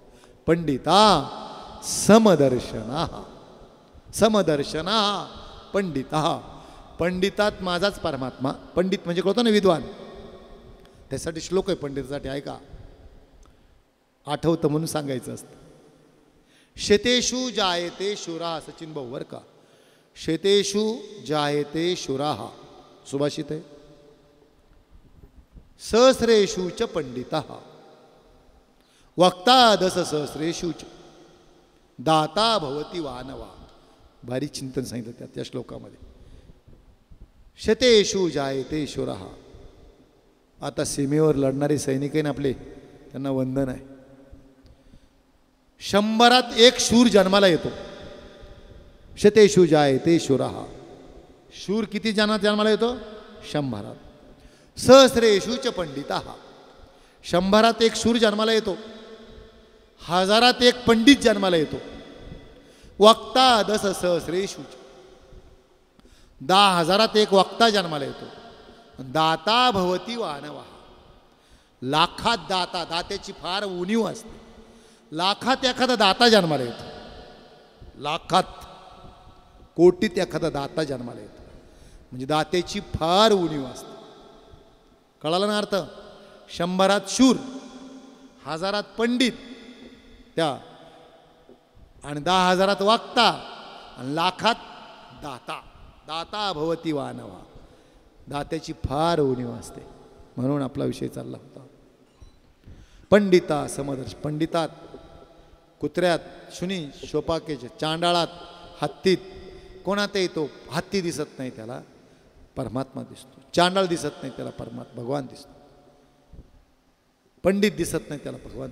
ही विष्णुमय जग वैष्णवांचा धर्म, ही अभेद स्थिती आहे. ठीक आहे. भेद, भेदाभेद भ्रम अमंगळ. त्या अभंगात त्याच्यातली मक्की ही बारीक सांगायचं, काहीतरी पैलू सांगितला पाहिजे. खूप छान पैलू ज्यांना कळेल त्यांनी ऐका. आता भेदाभेद, त्या शब्दाची जर संधीफोड जर केली तर 2 शब्द तयार होतात.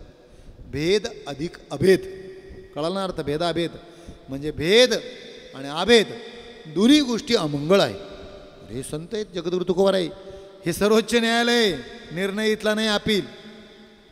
शंका आहे आपल्याला या पदामध्ये. काय शंका आहे आम्हाला. भेद अमंगळ, अमंगळ म्हणजे वाईट, कळतं ना. भेद वाईट आहे, भेद अमंगळ मान्य, पण अभेद स्थिती, अद्वैत स्थिती अमंगळ कशी, प्रश्न आहे. याचं उत्तर सोडायचं, आपल्याला पुढच्या पदात जायचं आहे आज महत्त्वाचं. भेद अमंगळ आणि अभेद कसा अमंगळ. सोहम तेही आस्तावले. आपल्याला देहोस्मीन जाऊन ब्रह्मास्मी या स्थितीवर गेलो. कुठं गेलो आपण. देहोस्मी अवस्था गेली, मी दे आहे अवस्था गेली. मी तो वासुदेव तत्वता कळो येईल विचारिता आहे सौभाग्य ठाऊक. आपण ब्रह्मास्मी या स्थितीपर्यंत गेलो. देहोस्मी संपलं, मी ब्रह्मा आहे. कोण आहे मी. ब्रह्मा. अहम ब्रह्मास्मी, अहम ब्रह्मास्मी तत्वमसी. मी ब्रह्मा आहे, अहम ब्रह्मास्मी तत्वमसी. ते ब्रह्म तू आहेस. वेदातले महावाक्य सांगतो, नीट ऐका. साधं साधं नाही सांगत, हे नुसते रत्न आहेत बरं का, ध्यानात घ्या. अहम ब्रह्मास्मी, मी ब्रह्मा आहे. तत्वमसी, तत् आणि मग असी, तत्व, तत्वम असी. ते ब्रह्म तू आहेस. प्रज्ञानम ब्रह्मन आहे ना आत्मा ब्रह्म. हे वेदातले 4 महावाक्य. ही अनुभूती आल्यानंतर याला अभेद स्थिती म्हणायचं, याला अद्वैत स्थिती म्हणायचं, याला ब्रह्मस्थिती म्हणायचं. आणखी पुढे जाऊन गीतेतल्या भाषेत सांगायचं, याला ब्राह्मी स्थिती म्हणायचं. कोणती स्थिती म्हणजे. ब्राह्मी स्थिती. एषा ब्राह्मी स्थिती. पार्थ स्थितप्रज्ञाचे शेवटचा श्लोक. अर्जुना स्थिती ही ब्राह्मी सांगतोच बरं का. म्हणावं का काय काय माहिती. फार आवडीचा आमचा विषय विनोबाजींची गीता आहे ना भाऊ बरं का. अर्जुना आता नाही वेळ, आपण काहीतरी म्हणू. अर्जुना शेवटचा श्लोक म्हणतो फक्त. मला असं वाटलं होतं 16 श्लोक म्हणावं, पण आता खूप सांगायचं आहे. अर्जुना स्थिती ब्राह्मी पावता न चळे पुन्हा, एषा ब्राह्मी स्थिती पार्थ. गीता आणि गीता ही बरं का. अर्जुना स्थिती ब्राह्मी पावता न चळे पुन्हा, टिकून अंतकाळी ही ब्रह्मनिर्वाण मिळवी. ही ब्राह्मी स्थिती झाली ना, एकदा का त्या दह्यातून लोण्याचा गोळा बाजूला आला ना, ताकाचे अंश फेडणे, तयाचे नाव लोणी काढणे. सुगरण खूप घुसळण करावं लागतं. घातली रवी, आता ती ग्राइंडर आलं बाबा बरं का. ती काय रवी घातली लगेच तूप आला असं नाही. मी लहानपणी पाहिलं आमच्या आईच्या बरोबर. ती रांजणी, ती रवी, ते दोऱ्या माहिती आहे ना सगळ्यांना. कमीत कमी राधा गवळण करीते मंथन बरं का. ते मंथन केल्या मंथन करून करून ज्यावेळेस ते लोणी बाहेर येतं, लोण्याचा गोळा बाहेर येतो ना, असा हात घातला तवंग लोणीच, ताक बाजूला लोणी बाजूला. आता सांगा निघेपर्यंत किती त्रास होता. नीट ऐका. निघेपर्यंत लगेच असं दूध घेतलंय आणि लगेच लोण्याचा गोळा आलाय. नाही बाबा, त्याला प्रक्रिया आहे. तापवावं लागतं, साय येऊ द्यावी लागते, थंड होऊ द्यावं लागतं, बोधरूपी विरजण टाकावं लागतं, त्याला मुरू द्यावं लागतं, मंथन करावं लागतं, आणि मग ताक बाजूला, सार बाजूला, आसार बाजूला, लोण्याचा गोळा तयार होत असतो. आणि तो गोळा तयार झाला. आता कोणतीही सुग्र नाना, कोणताही कारखाना आहे का असा, टाकाई घरून ट्रॅक्टरच्या ट्रॅक्टर ऊसाचे येतात, त्या गव्हाणीत पडतो ऊस, रस तयार होतो, आणि इकडं पोते भरतात साखरेचे. पण असा कारखाना दाखवा, गव्हाणीत साखर टाकायची तिकडं ऊस तयार करायचं. नाही करता येत. ऊसाची साखर तयार करता येते, परंतु साखरेचा ऊस तयार करता येत. ती फॅक्टरी द्यावाकडे, अजून ती फॅक्टरी नाही निघाली बरं का. साखरेचा ऊस नाही करता येत. येतो का? येईल का करता? ऊसाची साखर तयार करता येते. तसं त्या दुधातून सार काढलं, लोण्याचा गोळा काढला.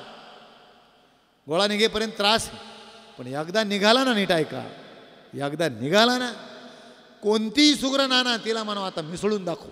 कशातही टाक बाई, ज्याच्यातून निघाला त्याच्यात टाक. दुधात टाक, तरंगतो. ताकात टाक, लोण्याचा गोळा सांगतोय, तरंगतो. पाण्यात टाका, तरंगतोय. कशातही टाका, तरंगतोय. त्याला अलिप्तता म्हणतात. मग विचारिता निरसले, तत्वता तत्व उरले, ज्ञानी यांसी या उपाधी माझी गुप्त. चैतन्य असे सर्वगती चैतन्य, लोण्याचा गोळा आत्मस्वरूप. कळून घे बरं का चांगलं चांगलं. या उपाधी माझी गुप्त, चैतन्य असे सर्वगत सर्वगत, ते तत्वज्ञ संत स्वीकारिती. सलिली पैजैसे, पाणी आणि दूध एकत्र असतं. चाचूचे नि सांडसे, चंचूच अशी असते राजहंस पक्षाची, ते निवडून राजहंसे. राजहंस नेले, राजहंस पाणी काही. नाथ महाराजांचे हरिपाठातला अभंग आहे. सिद्धी लावी पिसे, कोण तया पुसे. हे सिद्धी आम्हा घरी कामारी याद अशी. सिद्धी लोळण घेत असतात, म्हणून नाथ महाराज म्हटले सिद्धी लावी पिसे, कोण तया पुसे. नेले राजहंसे पाणी काही. राजहंस का पाणी पितो का? ते दूधच पित असतं. सार घेतं, आत्मस्वरूप घेतं. फलकट तो संसार, तेथ सार भगवंत. फलकट फलकट नाही घ्यायचं आपल्याला, सार सार निवडून घ्यायचं. काय घ्यायचं आहे? सार. लोणी एकदा निघालं ना बाबा, ते परत मिक्स नाही होत. तसं एकदा का ब्राह्मी स्थिती प्राप्त झाली, आत्मस्वरूप एकदा का कळालं, आत्मस्वरूपाकडे गेला ना, मग त्याला प्रपंचात टाका, वेश्येच्या घरी न्या बरं का, कुठेही न्या, ते कुठंच मिश्र होत नाही. अलिप्त, अलिप्तता साधायला. पण ती असं अज्ञानात राहून नाही म्हणायचं आम्ही अलिप्त झालो. बरेच जण असे म्हणतात बरं का. अशी अवस्था, हे भ्रम आहे, अनेकांचा भ्रम आहे. पूजा करून घेतात महाराज. आम्हाला कोणतरी एक व्हिडिओ आला होता, तिथं पांडुरंगाची पूजा झाली, हाताईडसाठी आताचं पोरगं बरं का, ते तसंच बसलंय. अरे इतकं कृतज्ञता असावी का? असं नसावं. आता सांगायचं तुम्हाला, पाहिलं ना तुम्ही बरं, काय सांगायचं कळून घ्या. तिकडं जायचंच नाही, आमच्या भाऊंचा संकेत आहे बरं का. पण काय करावं बरं का. चला, आपला विषय चालला होता विष्णुमय जग वैष्णवांचा धर्म, भेदा भेद भ्रम मंगळ भेद. अमंगळ आहे, पण अभेद अमंगळ कसा? सोहम तेही अस्तवले, ते सुद्धा अस्तवलं पाहिजे. मी ब्रह्म आहे कोणी म्हणतं का? नाव घेऊन कोणी ओरडत चालतं का? सांगायचं नसतं ते. मग ते कसं त्रासदायक आहे नीट ऐका. कसं त्रासदायक आहे त्यासाठी गुरुजींचा दृष्टांत आहे. गुरुजी म्हणजे कोण? जुने दृष्टांत सांगायचे. वेदांत केसरी स्वानंद सुखनिवासी प्रातस्मरणीय वेदांत केसरी रंगनाथ गुरुजी परभणीकर, तेवढेच गुरुजी. तुम्ही ऐकलं का बाबा? कधी पाहिलं गुरुजींना? नाही ना. ज्यांनी पाहिलं फोटो पहा. गुरुजींनी जेवढं सांगितलं ना वारकरी संप्रदायात तेवढं कोणीच नाही सांगितलं. वेदांत अस्खलित वेदांत त्यांचा दृष्टांत आहे. भेद आणि अभेद अमंगळ कसा? साधा दृष्टांत सांगितलं. कोकणात त्या काळात, पूर्वीच्या काळी आम्ही ऐकायचो लहानपणी, कोकणी विद्या यायची. बरोबर आहे ना? कोकणात विद्या यायची. मंत्रशक्ती एक काळ होती, एक काळ तंत्रशक्ती. आणि आज हे शूटिंग चालू आहे ना भाऊचं आमच्या, बरं का? तर ती आहे कोणती? यंत्रशक्ती. कोणती आहे? यंत्रशक्ती. होते मंत्रशक्ती, तंत्रशक्ती, आता काय आहे? यंत्रशक्ती. आपण त्यांचं डिफेन्स सिस्टीम कमकुवत मोडून टाकली. कुठून? इथून. ते लेझर किरणाने जातं बरं का, लेझर जातं. असं आपण खूप पुढे गेलो. खूप चांगली स्थिती आपली विज्ञानातली, खूप चांगली स्थिती आहे. लेझरनी त्यांची विमानं पाडली आपण. लेझर कळतं का? माणसं नाही मारायची, आता लेझर सोडायचं. डिफेन्स सिस्टीम त्यांची सगळी मोडून टाकली आपण. मोडली वस्तू ती. पाहा तुम्ही. हे तंत्र नव्हे, हे काय? यंत्रशक्ती. तंत्र संपले असा अर्थ नाही, मंत्र संपले असा अर्थ नाही. तानसेन गवई अकबर राजाच्या दरबारात होते. तानसेन बरं का. मेघ मल्हार राग जर गायला आपोआप ढग गोळा होत होते. पाऊस पडायचा मेघ मल्हार. आणि दीप राग जर गायला तर दिवे लागत होते. दीप राग गायला काडी न ओढता दिवे लागायचे. ही ताकद आहे बरं का. खूप मोठी ताकद असते. चिंतनात चिंतनात काय ताकद असते. इतके भारी दृष्टांत आठवलाय, सांगूनच टाकतो, जाऊ द्या बरं का. हा दृष्टांत आपला बाजूला राहील थोडा, पण ऐका. ताकद काय असते आपण पहिल्या दिवशी सांगितलं होतं. विष्णुपंत पादनिसंच विष्णुपंत ते वैकुंठ गमनाच्या सोहळ्याचं वर्णन केलं त्यांनी आणि एकरूप होऊन गेले. 100वा प्रयोग होता. प्रभात फिल्म बरं का. प्रभातवाल्यांची ती जगत संत तुकाराम महाराज प्रभात या फिल्म इंडस्ट्रीचा चित्रपट होता तो. त्याने एवढं वैराग्य धारण केलं होतं. पाकिट तर घेतलंच नाही, सांगितलं तुम्हाला पहिल्या दिवशी आपण. पण शेवटचं तेही सांगितलं तुम्हाला. त्यांचे प्रयोग व्हायचे प्रत्येक याच्यामध्ये, थिएटरमध्ये. शेवटचं त्यांचं शेवटचा काळ विमान येतं, प्रयोग चालू होता त्यांचा. प्रयोग थिएटरमध्ये वैकुंठ गमनाचं वर्णन करत असता. हा त्रिशतक तरी अमृतमहोत्सवी वर्षे म्हणून सांगतो. एक नाटकाची भूमिका करणाऱ्या माणसाचा याची परिणती कशी होती ती तुम्हाला विज्ञानात सिद्ध करू आज सांगतो. तुम्हाला नीट ऐका. आठवलं? कारण लोकांना प्रॅक्टिकली लागतं हो. पुराणात गेले लोक म्हणतात हे नका सांगू आम्हाला, प्रॅक्टिकली सांगा. ऐका. जगद्गुरु तुकोबरायांचा वैकुंठ गमन सोहळा हा प्रॅक्टिकली आहे, पण पाहण्याची दृष्टी आपल्याला नाही. त्याला आपण काय करणार आहे? आपल्याला काविळी झाली. आपल्याला काय झाली? काविळी झाली. ते वैकुंठातून ते विमान आलं ते याच्यातून त्या नाटकात बरं का, नाटकातला प्रयोग आहे. आणि विमानात बसले विष्णुपंत, मांडी घातली, वैकुंठाला चाललो म्हटले, डोळे मुटले, प्राण सोडला. शेवटच्या प्रयोगाला प्राण सोडला. आत्ताचा प्रयोग आहे. तुकोबराय गेले, यात काय लोक म्हणतात गेलेच नाही, हे बधीर झालेले समाजातले काही सडलेले मेंदूवाले बरं का.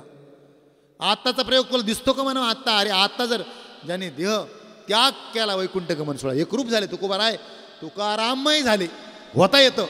हाच प्रयोग अमेरिकेत केला आता 2017ला. नीट ऐका. तेच सांगायचं तुम्हाला सगळे नीट. आता कान उघडे ठेवून ऐका, शूटिंगसुद्धा चालू आहे. नीट ऐका. हा प्रयोग झाला. ऐका कोणता? तोच अभंग तुकोबरायांचा. चिंतने चिंतने तद्रुपता. ऐका नाही अभंग. ज्या गोष्टीचं आपण चिंतन करू, कोणती गोष्ट असो, तिच्याशी आपण एकरूप होऊन जातो. होत आहे का? होताच. चिंतने चिंतने तद्रुपता. आता सगळा अभंग सांगायला आपल्याला वेळ नाही, फक्त आपला सिद्धांत सांगायचं. त्या अभंगाचं शेवटचं पद आहे, शेवटचं चरण आहे. तुका म्हणे आळी जिव्हे नुरेची वेगळी. काय अभंग आहे ते शेवटचं पद? तुका म्हणे आळी जिव्हे नुरेची वेगळी. त्यासाठी कथानक आहे त्या पदासाठी. आपल्या घरात गांधीन माशी असते. गांधीन माशी माहिती आहे, म्हणजे तिला आपण कुंभारीण म्हणतो. काय म्हणतो? कुंभारीण म्हणतो. ती आळीला घेऊन येते. आळीला पकडून आणते आणि ते मातीचं घर केलं असतं त्या गांधीन माशीने. आणि त्या आळीला त्याच्यात ठेवते. ती आळीला कुठे ठेवते? त्या घरात ठेवते. बाहेरून 2 तास फिरून आली का तिला टोचते. 2 तास फिरून आली का तिला टोचते. 2 तास फिरून आली का टोचते. तिच्यात विष असतं त्या गांधीन माशी. आणि त्या आळीला इतके यातना होतात, अंग झणझण झणझण करायला लागतं. इतक्या यातना होतात तिनं टोचल्यानंतर. पण ती काही काळाने 10-15 मिनिटांनी यातना कमी होतात. यातना कमी होतात पण तिला ध्यास लागतो. कारण तिने 10 वेळेस टोचलेलं असतं आत्तापर्यंत. कधी येईल आणि कधी मला टोचल, कधी येईल कधी मला टोचल. ध्यास लागता लागता लागता लागता 15 दिवसात त्या आळीने इतका ध्यास घेतलेला असतो त्या गांधीन माशीचा. 15 दिवसात त्या आळीलाच पंख फुटतात आणि तिची गांधीन माशी तयार होते. आळीलाच पंख. हे अभंगाचं पद आहे. तुका म्हणे आळी जिव्हे नुरेची वेगळी. अनेक भाषेत भाषांतर झाले गाथेचे, ज्ञानेश्वरीचे. इंग्रजीत पाहिलं त्याने. ते लोक चिकित्सक आहेत. चिकित्सेतून विज्ञानाचा जन्म होतो, भावनेतून अध्यात्माचा जन्म होतो. चिकित्सा हा मेंदूचा भाग आहे आणि भावना हृदयाचा भाग आहे. कशाचा भाग आहे? हृदयातला भाग आहे भावना. दोन्हींचा समन्वय लागतो. नुसत्या पाण्यात पेरून चालत नाही, नुसत्या फुफुट्यात पेरून चालत नाही, ओलावा लागतो. बौद्धिक क्षमता आणि हृदयाची भावना दोन्हींचा ओलावा एक तयार झाला का सद्गुरूरूपी बोधरूपी बीज उदयाला येत असतं. अमेरिकेत चिकित्सक आहेत. वाचलं तेव्हा बघ एका डॉक्टरांनी. ते म्हटले आपल्याला नाही पटत आहे, असं होऊ शकत नाही. एखादा म्हटलं मी गाढव मग तो गाढव होऊ शकेल का? नाही होत का? पहा, जो प्रचलित फोटो आपल्याकडे माऊलींचा तो कोणी दिला आपल्याला माहिती आहे का तुम्हाला? कोणी दिला तो फोटो? प्रज्ञाचक्षु ज्यांना म्हणतात, प्रज्ञाचक्षु गुलाब महाराज. 4थ्या वर्षी डोळे गेले होते त्यांचे आता फार ग्रंथ आहे बरं का. 134 ग्रंथ आहे प्रसिद्ध त्यांचे. कितव्या वर्षी? 4थ्या वर्षी आजार आला, डोळे गेले, समर्पित झाले माऊलींना. आणि मधुरा भक्ती केली त्याने. अशी केली की स्वतःला ज्ञानेश कन्या म्हणायची आणि कृष्ण पत्नी म्हणायची. असे एकरूप असायचे. माऊलीच्या मंदिरात गेले ना ते फोटो पहा, ते सगळे स्त्रीचे अलंकार. पुरुष होते जन्माने पण स्त्रीचा शृंगार करायचे. साडी नेसायची, लुगडं नेसायचे. केसही वाढवलेले त्यांनी, बाईसारखे केसही विंचरायचे. कपाळाला कुंकू लावायचे. गुलाब महाराज सर्च करा आता यूट्यूबला, इतके ग्रंथ टाकलेत. फार भाग्य ज्यांनी टाकले त्यांच्या चरणी वंदन करतो मी, वाचतो त्यांचं. कितकं गोड आहे त्यांचं. खूप ग्रंथ आहे त्यांचे, खूप ग्रंथ. तर असं कुंकू लावायचे, शृंगार करायचे, सगळं करायचे. त्यांच्या चरित्राचा भाग वाचत असताना त्यांच्या चरित्रात आलेला भाग आहे.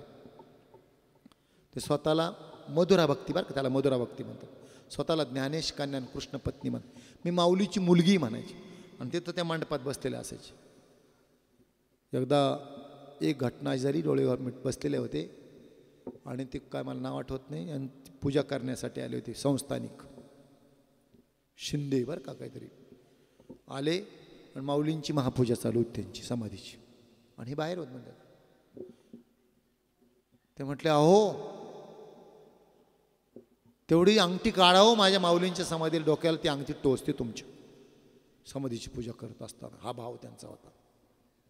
असं त्यांच्या चरित्रात सांगितलं गुलाब महाराजांच्या. ते महिन्यातून 4 दिवस बाजूला बसायचे, मंदिरात येत नसायचे.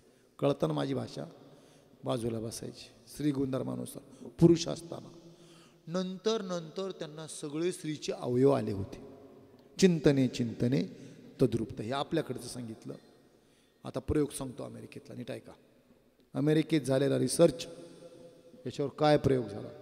तर डॉक्टर म्हटले असं त्या भारत देशामध्ये असं घडतंय, असं असू शकतं का? ते म्हटले आपण प्रयोग करू. चिकित्सेतून विज्ञान जन्माला तर माहिती आहे तुम्हाला सांगितलं. ते असं अंधानुकरण करत नाही ते लोक, पण चिकित्सेतून एकदा घेतलं का ते परत तुटत नसतं. म्हणून चिकित्सा करा प्रत्येक गोष्टीची, पण चिकित्सेतून आंधळे नका म्हणू. ते म्हटलं आपण या अभंगाचं चिंतन करायचं, तर प्रयोग करू. काय प्रयोग करायचं म्हटलं. हे खरं असतं का म्हणे, बघूया आपण. एक निग्रो होता त्या अमेरिकेमध्ये. एका निग्रोने, ताकदवान निग्रो, त्याने 7 खून केले होते आणि त्याला शिक्षा झाली. तिथे जास्त काळ नसतो. न्यायव्यवस्था अध्यक्षीय लोकशाही तिथली, माहिती आहे तुम्हाला. आपली संसदीय लोकशाही त्यांची अध्यक्षीय लोकशाही. न्यायव्यवस्था खूप प्रगल्भ आहे. जो न्याय राजाला तोच सामान्याला. नियम वेगळे आहेत खूप, आपल्याकडे वेगळं आहे. जरा ते विषय न मांडायचे. तर तिथे त्याला लगेच तात्काळ तिसऱ्या दिवशी फाशी शिक्षा होती त्या निग्रोला. त्या डॉक्टरांनी 2 डॉक्टर तयार केले. त्यांना प्रयोग करायचा होता, या अभंगाचं चिंतन शोधायचं होतं. न्यायालयात गेले, म्हणे आम्हाला याच्यावर प्रयोग करायचा आदल्या दिवशी. दुसऱ्या दिवशी त्याला फाशी शिक्षा, आदल्या दिवशी प्रयोग करायचा. म्हटले जरी मेला तरी परवानगी घेतली न्यायाधीशाची. मरणारच होता ना. आज जरी मेला ना उद्या जरी मेला तर तो त्याला मृत्यूदंड आहे. म्हणजे आज आम्ही प्रयोग करायचा ना त्याच्या. 3 डॉक्टरांचं पथक त्या कैद्याच्या खोलीत गेलं, 10 बाय 10ची खोली. गेल्यानंतर त्याला सांगितलं तुला शिक्षा आहे उद्या मृत्यूदंडाची, आम्ही तुझ्यावर प्रयोग करायला. ताकद होती, निग्रो होता, काळा कुट्ट. तुझ्यावर आम्ही प्रयोग करायला आलो. कपडे काढ म्हटले. सगळे कपडे उघडं केलं, त्याला उघडं केलं. डॉक्टरांनी एक सुटकेस नेली होती, सुटकेसचं बटन दाबलं, सुटकेस उघडली.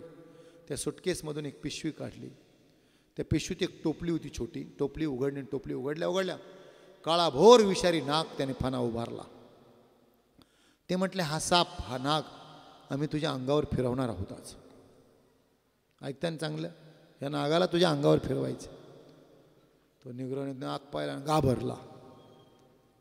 म्हणून म्हणे तसं नाही फिरवायचं. एक डॉक्टर गेले, त्याने त्याच्या डोळ्यावर अशी घट्ट अशी काळी पट्टी बांधली. त्या कैद्याच्या डोळ्यावर काय बांधली? डोळे बंद केले, पट्टी, घट्ट काळी पट्टी बांधली. काळी पट्टी बांधल्यानंतर एका डॉक्टरांनी त्या सापाच्या तोंडाला एक चिमटा लावला. तोंड बंद केलं, चिमटा लावला आणि तो साप त्याच्या अंगावर सोडला. सळसळ करत तो साप पुढून पाठीमागून इकडून तिकडून फिरत होता. -7 मध्ये टेम्परेचर होतं आणि त्याच्या अंगातून टपटापा पाणी गळत, घाम आला होता त्याला. BP वाढला की घाम येतो. आणि BP कशाने वाढतो? भीतीने वाढतो. कशाने वाढतो? भीतीने वाढतो. इतकं घाबरलं त्याला. त्या थंडीत घाम पाणी पडत होतं. साप अंगावरून फिरणं, आपल्याला भीती आहे की नाही सापाची. तेवढ्याच एका डॉक्टरांनी काय केलं, त्याचं साप असा फिरत फिरत आला तो पायाजवळ आणि 2 पिना टोचल्या त्याच्या पायाला. 2 टाचण्या टोचल्या. काय केल्या? 2 पिना त्याच्या पायाला टोचल्या. टोचल्यानंतर आणखी काही वेळ तो साप फिरला, पिना टाकून दिल्या. डॉक्टरांनी साप घेतला, त्याचा चिमटा काढला तोंडाचा, टोपलीत टाकला, पिशवीत सुटकेसमध्ये बंद केला. ज्यावेळी त्याच्या पायाला 2 पिना टोचल्या त्यावेळी त्याने मनाने 100% अशी संकल्पना केली की आपल्या पायाला साप चावला. काय झाला? आपल्या पायाला काय झाला? साप चावला. संकल्पात्मका म्हणा, आम्ही प्रमाण देतो शास्त्राचं. मनाने संकल्प जर केला ना, म्हणून संकल्प दृढ असावेत. आपल्या संकल्पाला विकल्प शिवला नाही त्याचे संकल्प पूर्णच होत असतात.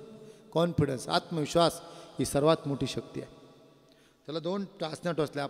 आपण काळा अनुभवला आहे 19-21चा कोरोनाचा. ज्यांचं आत्मबल कमकुवत होतं ते परत घरी गेलेच नाही. आम्ही आमच्या हायस्कूलमध्ये 4,500 लोक जगवले बरं का. जिथं गावाला राहिले, तुम्ही सांगा बरं, एखादं घरी राहिलं आणि ते मेलं नाही. मेले कोण? आम्ही भाऊ, आम्ही दोघं दवाखान्यात होतो एकत्र. आमची पहिल्या दिवशी भेट, मला कोरोना झाला आणि आमच्या केदार भाऊंना झाला. आम्ही नाचू हरिपाठ म्हणायचो, बरोबर आहे ना. 7 दिवस आम्ही आनंद घेतला. सगळे आम्ही तिथं भारी, किती भारी आम्ही. आठवभर तो काळ. म्हणून आपण असं म्हणायचं, कौतुक वाटे झाली या वेचाचे नाम मंगळाचे तेने. ऐका, आपण उदाहरण सांगत होतो. त्यांनी त्या निग्रोची, त्या कैद्याची डोळ्याची पट्टी सोडली. त्यांनी पायाकडे पाहिलं. कुठं पाहिलं? पायाकडे पाहिलं. आणि 5 मिनिटात त्याला ती खुली भुंगायला लागली, चक्कर यायला लागली. चक्कर येता येता ते 5 मिनिटात खाली कोसळलं. आणखी 5 मिनिटात त्याच्या तोंडातून फेस आला आणि त्याची प्राणज्योत मालवली. त्याचा मृत्यू झाला. डॉक्टरांच्या समोर 3 डॉक्टर होते. सगळे ऐकतात ना, अमेरिकेतलं सांगतोय बरं का. त्याचा मृत्यू झाला, मेला तो. डॉक्टरांनी पटकन त्याचं ब्लड घेतलं. ब्लड कळतं, रक्त घेतलं आणि ते ब्लड लॅबमध्ये पाठवलं. याचा मृत्यू कशामुळे झाला? अर्ध्या तासाच्या आत लॅबचा लेखी रिपोर्ट आला. लेखी रिपोर्ट येतो ना लॅबचा, माहिती आहे ना. लेखी रिपोर्ट आला, याचा मृत्यू याच्या रक्तात गेलेल्या विषामुळे झाला. कशाचा रिपोर्ट होता? लॅबचा. आपल्याकडे डुप्लिकेट पण नव्हता आपल्यासारखा बरं का, अमेरिकेत. लॅबचा रिपोर्ट होता. काय? याचा मृत्यू कशामुळे झाला? याच्या रक्तात गेलेल्या विषामुळे झाला. दृष्टांत संपला. घडलेली घटना, दृष्टांत नव्हे, वस्तुस्थिती सांगत होतो आपण. चिंतने चिंतने तद्रुपता, या अभंगाचा त्यांनी रिसर्च केला. सगळे ऐकत होते ना तुम्ही? याला साप चावला होता का? नाही. मग याच्या शरीरात विष आलं कुठून? म्हणेव मनुष्याणाम मोक्षसे कर्मबंधने. मुक्त व्हायचं ना, मनात ठरवलं ना. मनाने ठरवलं म्हणून तुम्ही ऐकायला आले. ज्याने ठरवलं ना ते येऊ शकत नाही. मनात फार मोठी शक्ती. मन एव मनुष्याना मोक्षसे कर्मबंध, फार मोठी शक्ती त्याच्यामध्ये. म्हणून भेदाभेद भ्रम मंगळ अभेद अमंगळ कसा, एवढा दृष्टांत सांगतो. नंतर पुढेची पदं राहिली आपले. अभेद अमंगळ कसा, कोकणातली विद्या सांगत होता. ऐक लक्षात. कोकणी विद्या मंत्रशक्ती, तंत्रशक्ती, यंत्रशक्ती हे सांगत होतो आपण. यंत्रशक्तीपासून दूर गेलो होतो. तर एक 500 एकरचा भाग, मोठा जमीनदार, खूप श्रीमंती, खूप ऐश्वर्य. मित्र दोघंजण 4 व्हीलर घेऊन कोकणात फिरायला गेले. फिरता फिरता फिरता ह्या गावात मुक्काम, एका गावात एका गुरुच्या आश्रमात मुक्काम झाला, जिथे त्या गुरुकडे ती विद्या होती, कोकणी विद्या. आणि त्याच्याकडे शिकायला येत होत्या मुली. एक अतिशय सुंदर मुलगी, तिनं ती विद्या प्राप्त केली होती बरीच. याची तिच्यावर नजर बसती. तिला विद्या येत होती पण गरिबी होती. नजर बसता बसता 4-5 दिवस राहिले. बसता बसता ओळखीत. आता फेसबुकवर जमतं तर प्रत्यक्ष जमायला काय अवघड आहे बरं का. यानं झालं रूपांतर प्रेमात. तो म्हटलं माझ्याकडे ऐश्वर्य, गाडी, बंगला, 500 एकर जमीन, माझ्याशी लग्न. ती म्हटली रजिस्टर करू तरच येईल मी, माझ्या घरी चाल. गेले कोर्ट मॅरेज. मित्र होता, दोघं वयात दाखले दिले. कोर्ट मॅरेज करून आले. घरी आल्यानंतर हिला विद्या येत होत्या, माहिती आहे ना, तिकडं कोकणी विद्या येत होत्या. हिनं ते ऐश्वर्य पाहिलं. बंगला, सेवक, शिपाई, कामगार, मजूर, वाटेकरी, सगळं, गाडी, सगळं. त्याच्यावर प्रेम नव्हतं तिचं, संपत्तीसाठी आली होती. मग त्याला धाकात ठेवायचं. तो दम देईन म्हणून तिनं काय केलं, 1 दिवस 4-5 दिवस जाऊ दिले. रमली. ते थोडं दम द्यायचं. आल्यावर तिला डोळे बिळे हे कर, उठ, म्हणजे याला माझी ताकदच दाखवते एकदा. ते आलं घरात येताना तिने काय केलं, एक टाचणी घेतली आणि त्यांचं बंगल्यासमोरचा असा मोठा कुत्रा होता इंग्लिश, अशी टाचणी फेकली. त्या कुत्र्यात टाचणीत पडल्या त्या कुत्र्याचं कोंबडं झालं बरं का. बाबांनी तोंडालाच हात लावला बरं का. काय झालं कुत्र्याचं? काय झालं? कोंबडं झालं. त्यांनी ते गुडवाळ्याने पाहिलं, प्रत्यक्ष प्रमाण. कुत्र्याचं काय केलं तिनं? वय मला ताटानं जेवायला. ते पटकन गेलं, ताटच घेऊन जेव बरं का. ते घाबरलं. असं जर नाही गेलं, तुला माहिती मी काय करी. ते डचकलंच. आता घर त्याचं, सगळं त्याचं, पण ते घाबरलं. न जाणून आपल्याला कोंबडं केलं तर काय करायचं बरं का. ती सांगल ते काम करायला लागलं. अहो ते 15 दिवसात घसरत चाललं. घसरणं कळतं ना. घसरलं, अशक्त झालं. ते 50 किलोचं 40 किलोचं निस्तेज होत चाललं. काय झालं? निस्तेज होत चाललं. त्याला घरात जावंच वाटत नसं. आता ती हडळी बरं का. घरात कुठं जाता? चिंत्या रोग झाला. त्यांचा कोणता रोग झाला? चिंत्या रोग झाला. इतकं घाबरलं. ते गावात गेलं. ते घरात काय झालं, ते सारखं डोक्यात तेच. मित्र भेटला. काय रे मित्र, काय झालं रे तू? असं काय चुकलंय, वाळत चाललाय. लग्न केलं लोक पोहरतात म्हणे, सुधारते. एवढी बारकी पोरगी आणली आपण जाऊन. गप्प म्हणला, गप्प. अरे काय झालं सांग ना. म्हटलं कुठंतरी आउटलेट असो आपल्या धरणाला बरं का, नाही धरणं फुटतात. आम्ही नेहमी सांगतो. साने गुरुजी, शीतल आमटे, सुशांत सेन यांचं काय झालं. भैयूजी महाराज काय झालं माहिती आहे ना, सुसाईड केला. बरोबर आहे ना. का सुसाईड केला? आउटलेट नव्हतं. मन व्यक्त करायला शिका, मोकळं व्हायला शिका. आपलं भरभरून दिवसातून एकदा तरी रडत चला. भरभरून खळखळून दिवसातून मोकळ्या मनाने ते इस्तऱ्या मोडू द्या. हसा, मोकळ्या मनाने हसा, रडा. व्यक्त जे होत नसतील आणि व्यक्त करायला ज्याला कोणाचंच अंतकरण सापडत नसेल त्याला आत्महत्या करावी लागते. व्यक्त व्हायला शिका. पण कुठं व्यक्त व्हायला शिका ते शिका थोडं. नाहीतर मग आमचं होतं असं, माझं बऱ्याच वेळेस असं झालं, आम्ही ज्याच्याकडे व्यक्त होतो ना तो आपलं रडून ऐकतो आणि लोकांना हसून सांगतो. असे पापी असतात. जाऊ त्यांना लक लागू बरं का. काय करतात ते आपलं रडून ऐकतात आणि दुसऱ्याला जाऊन काय करतात, हसून सांगतात. अंतःकरणाची पातळी ओळखायला शिका. अशा माणसाकडे व्यक्त व्हायला शिका का ज्याला आपल्याबद्दल आत्मीयता आहे. बरोबर आहे ना. अशाकडे व्यक्त व्हायला शिका. व्यक्तच होत चला. व्यक्त व्हा. नाहीतर काय होत असतं, व्यक्त जर नाही झालं तर मरावा लागेल. मरावा. घराघरात दुःख आहे, कोणाला दुःख नाही. इस दुनिया में कितना गम है, जब मैं लोगों का गम देखता हूँ तब मेरा गम कितना कम है, तब मेरा गम कितना कम. जगात फार दुःख असतं. दुःख बांधवडी आहे हा संसार, सुखाचा विचार नाही कुठे. खूप दुःख असतं जगात. आपला विषय चालला होता, ते घाबरलं. कळालं ना विषय, घाबरलं. मित्र म्हटला चल बाजूला चाल. म्हटलं अरे झालंय काय सांग ना. म्हटलं खरं सांगू का, जिला आणले ना तीच त्रासदायक. घरी जा वाटत नाही, अन्नच पचनी पडा ना. अरे काय झालंय, माझ्या डोळ्याचा इतका मोठा कुत्रा मी आणला होता म्हणे विकत, ते आता कोक करते, कोंबडं केलं त्याचं म्हणे, फिरते तिथं म्हणे. आमच्या कुत्र्याचा कोंबडा केलाय तिनं. आणि मी जर थोडं तिच्या विरोधात गेलो तर ती म्हणते कोंबडाच करीन, काही करील म्हणते. काही करू शकते बाबा, मला त्या घरात झोप येत नाही, काय करू सांग. जे साधक तेच बाधक झाला. आता काय होतं ते, कशासाठी आणली, मजा करायला बायको आणली, तीच आता काय झाली कळाल्यावर काय. जोपर्यंत कळत नाही, विष रांधली रस सोय, जेवणारा जै ठाऊक होय, तै तो ताटाची सांडून जाय जी परी. ओळ्यांचा अर्थ कळून घ्या बरं का बुद्धिवान लोकांना. तैशी संसारा या समजता, जाणी जे जै अनित्यता, तै वैराग्य दवडिता पाठी लागे. त्याला म्हटलं ना जाय घरी, तिच्याबरोबर जेवायला बस, ते बाजूला पळते. आता तर संसारात जा म्हणलं ना, रमायला जा. तूप लोण्याचा गोळा बाजूला आला नाही एकदा, त्याला म्हणलं रम संसार. हेट दुःख बांधवडी आहे असं नाही रमत. ज्याला कळालं तो रमत नाही, ज्याला नाही कळालं ते रमू खाते. रमत नाही. ज्यावेळेस पिंजऱ्यातल्या पोपट्याला कळतं, अगोदर ते इतकं आनंदाने खात होतं. पण ज्याला कळतं ना आपण अडकलोय, जे अन्न आनंदाने खात होतं तेच पायाखाली तुडवतं. ते तुडवतं का नाही, कळाल्यानंतर बरं का. जोपर्यंत कळत नाही तोपर्यंत चला.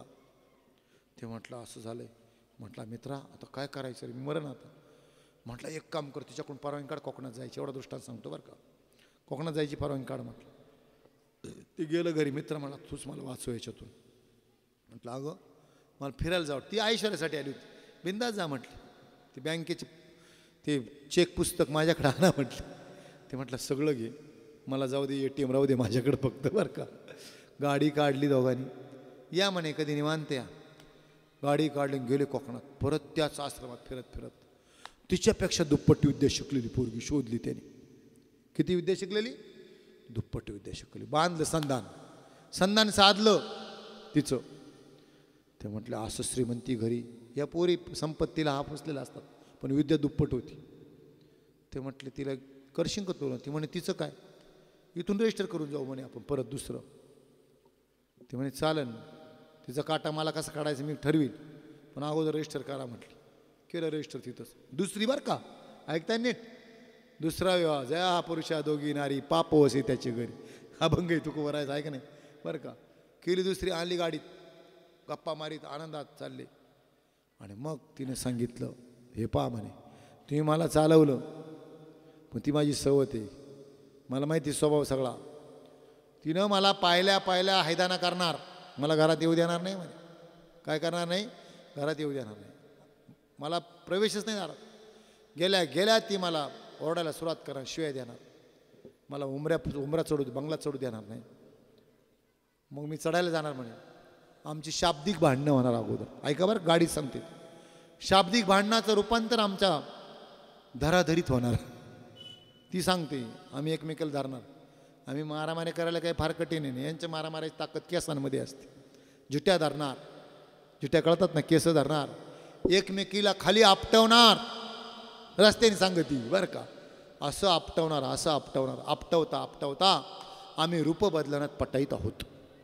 आम्ही रूप पालटवणार, मी रूप पालटवणार. मी पालटवलं का ती पालटवणार, घार होणार. मी घार काय सांगितलं, घार होणार, ती घार होणार. मी होणार पांढरी घार आणि ती होणार काळी घार. आमची लढाई जमिनीवर नाही आता, पुढं खेचर, भूचर, खेचर, जलचर, आकाशात लढाई. उच्च कोटला आमची लढाई आकाशात चालणार, लढाई चालणार गारींची. गारीची लढाई कुठं, आकाशात. लढता लढता मी तिला ठार करणार. माझी विद्या जास्त आहे, ती कोसळणार, तिचा मृत्यू होणार. मृत्यू झाल्यावर मग मी तुमच्या जवळ येणार. आम्हाला आमची गाडी पुढं जाते, पण आमच्या गाडीला रिवर्स नाही आहे बरं का, रिवर्स गिअर नाही. आम्ही अभंग पाठ करताना पुढचे अभंग येतात, मागचं कडू आठवत नाही बरं का. तसं आम्हाला रूप बदलवता येतात, घार होता येतो, परत मला बाई होता येत नाही, मला ती मुलगी होता येणार आहे. त्यासाठी उपाय आहे म्हणजे. तिनं असे जोंधळे ते उडीद घेतले, उडीद तिच्या त्यांच्याकडे सगळं असतं मंत्रविद्या. उडीद घेतले आणि ते उडीद दिले त्याच्याकडे मंत्रून, ते उडीद पुडी बांधून ठेवले. हे उडीद जपून ठेवा म्हणून, जपून ठेव, खिशात ठेव, हा उडदात आमचा प्राण आहे माझा. ज्यावेळेस मी ती घार होऊन तुझ्याभोवती फिरत येणार, पांढरी घार, त्यावेळेस हे उडीद माझ्यावर टाकले की मी पुन्हा पूर्ववत मुलगी होणार, आपण राजा राणी म्हणून प्रपंच करणार. हे कुठं सांगितलं, गाडीत येतात. घडलंही तसंच. आल्या आल्या येणं, तिला पाहिलं आपल्यावर, तू का आलीस, मी अगोदर आली, रजिस्टर मी केलं. भांडणं, शिव्या, काठी, धराधरी, जिट्या धराधरी, आपटापटी सगळं झालं. जे वर्णन केलं डबल नाही वर्णन करत. आपटापटी करता करता खाली पाड, हिला वड, तोडता वाढता पटकन हिनं रूप बदलवली. ही झाली पांढरी गार, ती झाली काळी गार. आकाशात लढाई, घनघोर लढाई. मारता मारता मारता हिनं तिला कोसळवलं. काळी घार खाली मरून पडली आणि पांढरी घार खाली आली लुडबुड करायला.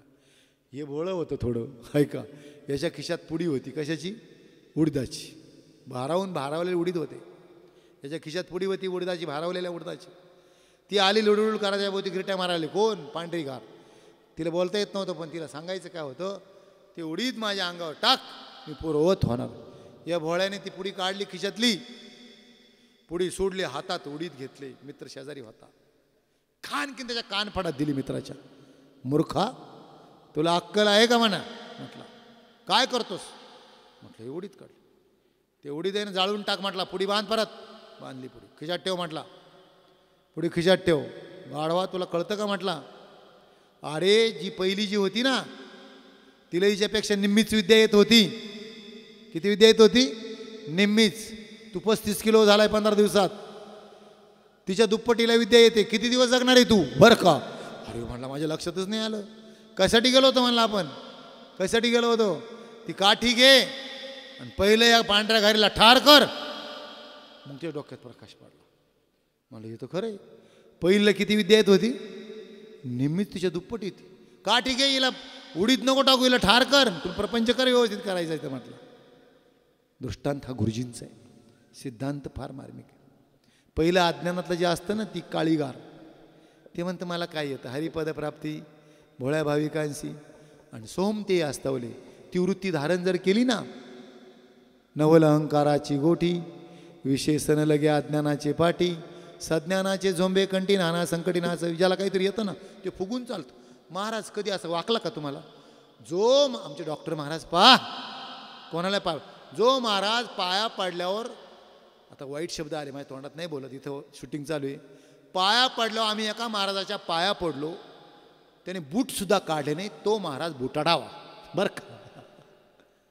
ताईट अहंकार, अहम ममतेच्या लवड सवडी, जो ताईट चालतो, जो ताईट असतो, ज्याला वाटतं आपण संत झालोत, सगळ्या लोकांनी माझ्या पाया पडावं, ते संतत्व नसतं आलेलं.